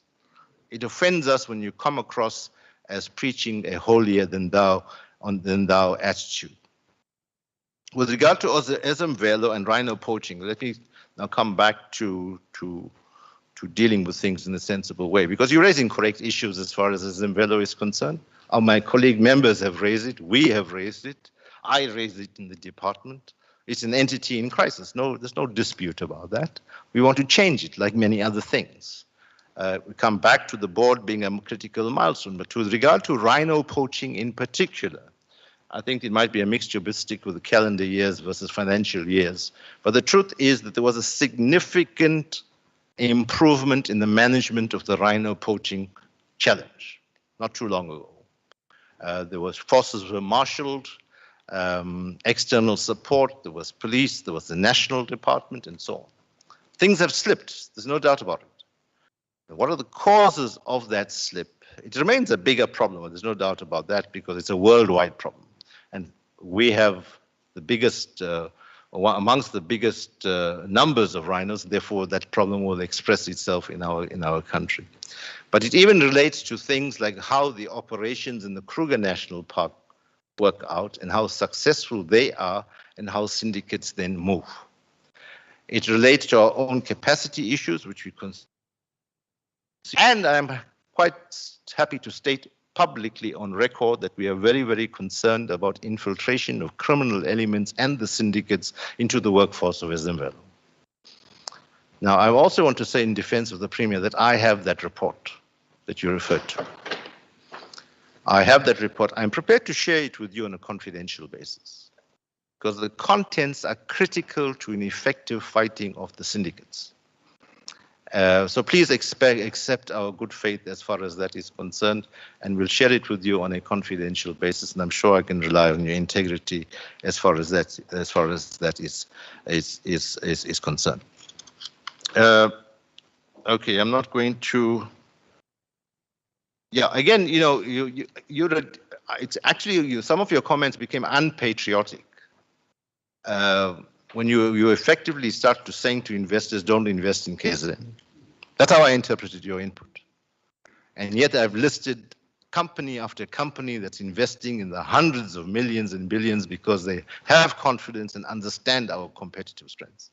Be critical by all means. That's the essence of our democracy, that you can be robust in your criticism, but add value to taking our people forward. Honorable, yeah, I regret having to come back to your cheap politics. I must be quite blunt about it, but it can't be left unchallenged. The truth is that the vast majority in our country, including your supporters, want the ANC under Cyril Ramaphosa to succeed because they know that's the only possibility of taking our country forward. You glibly say, take this ANC out, but sensible people, ordinary people know, if there's no ANC, what will there be? It won't be the DA because you haven't got a snowball's chance in hell of winning a majority in our country. So, let me depart from that. Honorable Seja, I think we will always respect your input but disagree with you because your approach reflects a populism that will simply not be sustainable. We accept your input about the risks that if we don't address poverty, if we don't address unemployment, I mean, that is what keeps us from sleeping at night. Those challenges are big. Those are the challenges that overwhelm and dominate our approach. But we can't solve the problem by printing money. And that's in many examples in the world, Venezuela and others, where that problem manifested itself. But in other matters, I agree with you when you talk about creating incentives for investment in Umlazi, and that talks to our township and rural economy strategy. But again, there's deeper issues. It's about planning, spatial planning in particular. And if we have time, we'll go through it on another day. Honorable Mchali, again, thank you for your input. You also spoke about Ezimvelo, which I think I've dealt with. Ecotourism and the commercializing, I've dealt with it. But I just want understand also when many of you mentioned that, or two of you mentioned that, if we're creating these jobs, why is there unemployment problem? The truth is, as a state, we'll not be able to create jobs to that scale that will impact on it. Our efforts are mitigation efforts, stopgap measures, providing a safety net. That's what EPWP is all about. In fact, we need to revisit the original conceptualization of EPWP. It wasn't supposed to be a permanent job. It's a entry-level job that people move on to. So that's work for another day. I take Honorable who was it, on MKI, Honorable Shinga, thank you very much for your input, and we take note of your comments on technology hubs and broadband. Honorable Kunene, thank you. You did half my job with regard to Honorable De Boer, but I know you were forced into it. I could see that you departed from your prepared speech to deal with that because you had to deal with it. You see, Honorable De Boer, you distract us from the real work, and that's a problem. Honorable Rajbansi, thank you for your input. I take the point about advertising in different newspapers and make it more accessible and transparent. HOD is here and make sure that happens. Honorable Sbishla, I think your input was critical on the climate change, and I confess that we have not been able to not articulated it sharply enough. From where I'm sitting, we have dealt with it internally, set up some teams to start to talk to the issues or act on the issues that you have raised. But there are two or three different aspects to it. Firstly, there's the international thing, because as one country, we're not going to impact on the outcome of climate change and stop the ice melting in the Arctic and Antarctic. That's a collective international effort. But there is the regulatory side of things, and I think there a re-examination of whether our laws are enough or whether it needs to be tightened further, and enforcing what we have on all the issues that you have spoken about. But the most important, I think, for immediate purposes is the adaptation side. I can tell you that we're already dealing with the Durban South Basin, where there's a risk to future investment because it's possibly going to be uninsurable unless they are different. Okay, nobody expected 310 millimeters in 24 hours, understandable. Now that it's happened, we can't say we can't expect it again. So the question is, what mitigation measures are going to be put into place? That's going to be a massive exercise requiring a massive investment with the Tegwini as a whole looking at its stormwater management. I learned a lot in this period. I mean, I didn't know that there were 52 canals that were taking water in one way or the other into the Durban harbor. I'm not sure how many of you knew that. Then the extent to which the debris came down. And that's the other thing which we need to get experts. So it wasn't necessarily that stormwater drains were blocked. It was debris that came down and blocked entire bridges so that the natural flow of the water was not possible. And then the water would then found its own way and caused the damage that it did. So we'll need the best expertise both in the country to apply its mind to that. And we've already had discussions with the national minister about putting that team together. In fact, just the other day at the Interministerial Committee, it has to be a joint effort with ETIA, SCOCTA, eThekwini, the national and the national department. Yes, the port is. I think we'll deal with the port on another day. Mr. Modley, thank you for your input again. I just wanted the just transition with regard to climate change. We need to get to grips with that. What we mean by the just transition. It's been said that those of us as countries who contributed the least to climate change are having to suffer the most. Now they're saying that so Eskom must effectively, and I'm oversimplifying the argument, is saying that Eskom must stop using coal or stop researching and stop doing all kinds of things. Yes, that's our resource. We have it for the next 100 years, and you want us to just... So the concept of the just transition is something that needs to be unpacked, and we're happy to have trade-offs through the world. I'm happy with the money that they've secured. It's not clear what are the terms and conditions of it. I certainly don't think it's enough, but we're happy to trade off with the world as far as the terms and conditions with regard to our carbon-heavy industry is concerned. Illegal dumping, sand mining, and rhino poaching, again, Honorable Modley, I agree with you. And the schools program, we have a schools program already. We need to massify it, I think, further. And it can't be us alone. It has to be in partnership with the Department of Education. I've still got 1 minute and 35 seconds left. Okay. Okay. Yes. Okay. Hey. Thank you. Okay, Honorable Duma, you again, you've in your usual way have demolished the other arguments that they were there. What was left of it to demolish, I think others did quite a bit. Look, we're going to, and again, I think most people will understand that having regard to the South African history and context, that with all the ANC's weaknesses and failures, which we admit and we are correcting, there's a fundamental depth to which you have to go to understand the character and consciousness of the South African people and the history we come from. That's why when they have the debate, if not the ANC, who else, people struggle. It's only the ANC that captures that deep consciousness that reflects the history of the majority of the people. And most people accept the priceless legacy of the ANC throughout its history.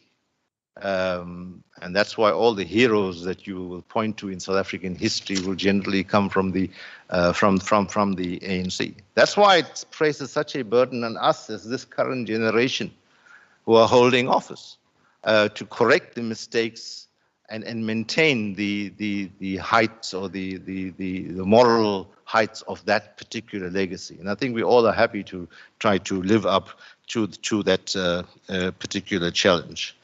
Honorable Duma, again, you spoke about the, I think ETIA itself got a clean audit, by the way.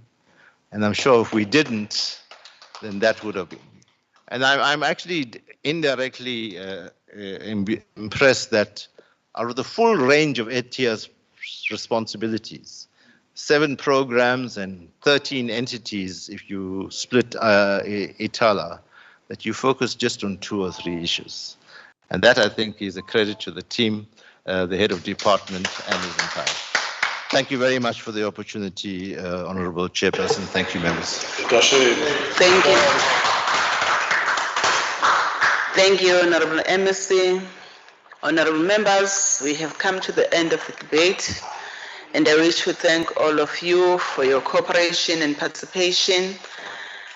Members, please know that tomorrow is Thursday, Umhlaka 12, is the party caucus day. Hence, the proceedings will resume on Friday, the 13th, at 9. And the one that's using the link to connect will get that link about connectayo. Sizoba kwi chamber. So those that are coming physically, they must come to chamber. We'll be dealing no vote 2. Once vote 2 debate is over, the committee of the whole house will thus be concluded and the proceedings will revert back to normal sitting, wherein the voting on the 2022 appropriation bill will take place at the end of the voting. The proceeding that dealt with the votes will thus be concluded. Once more, I wish to take this opportunity to wish all the honorable members and guests safe journey back home. Abazayo-ke sobonana ngoLwesihlanu ngoba kusasa sinama caucus. Thank you so much. Are you inviting other people to the caucus? Thank you.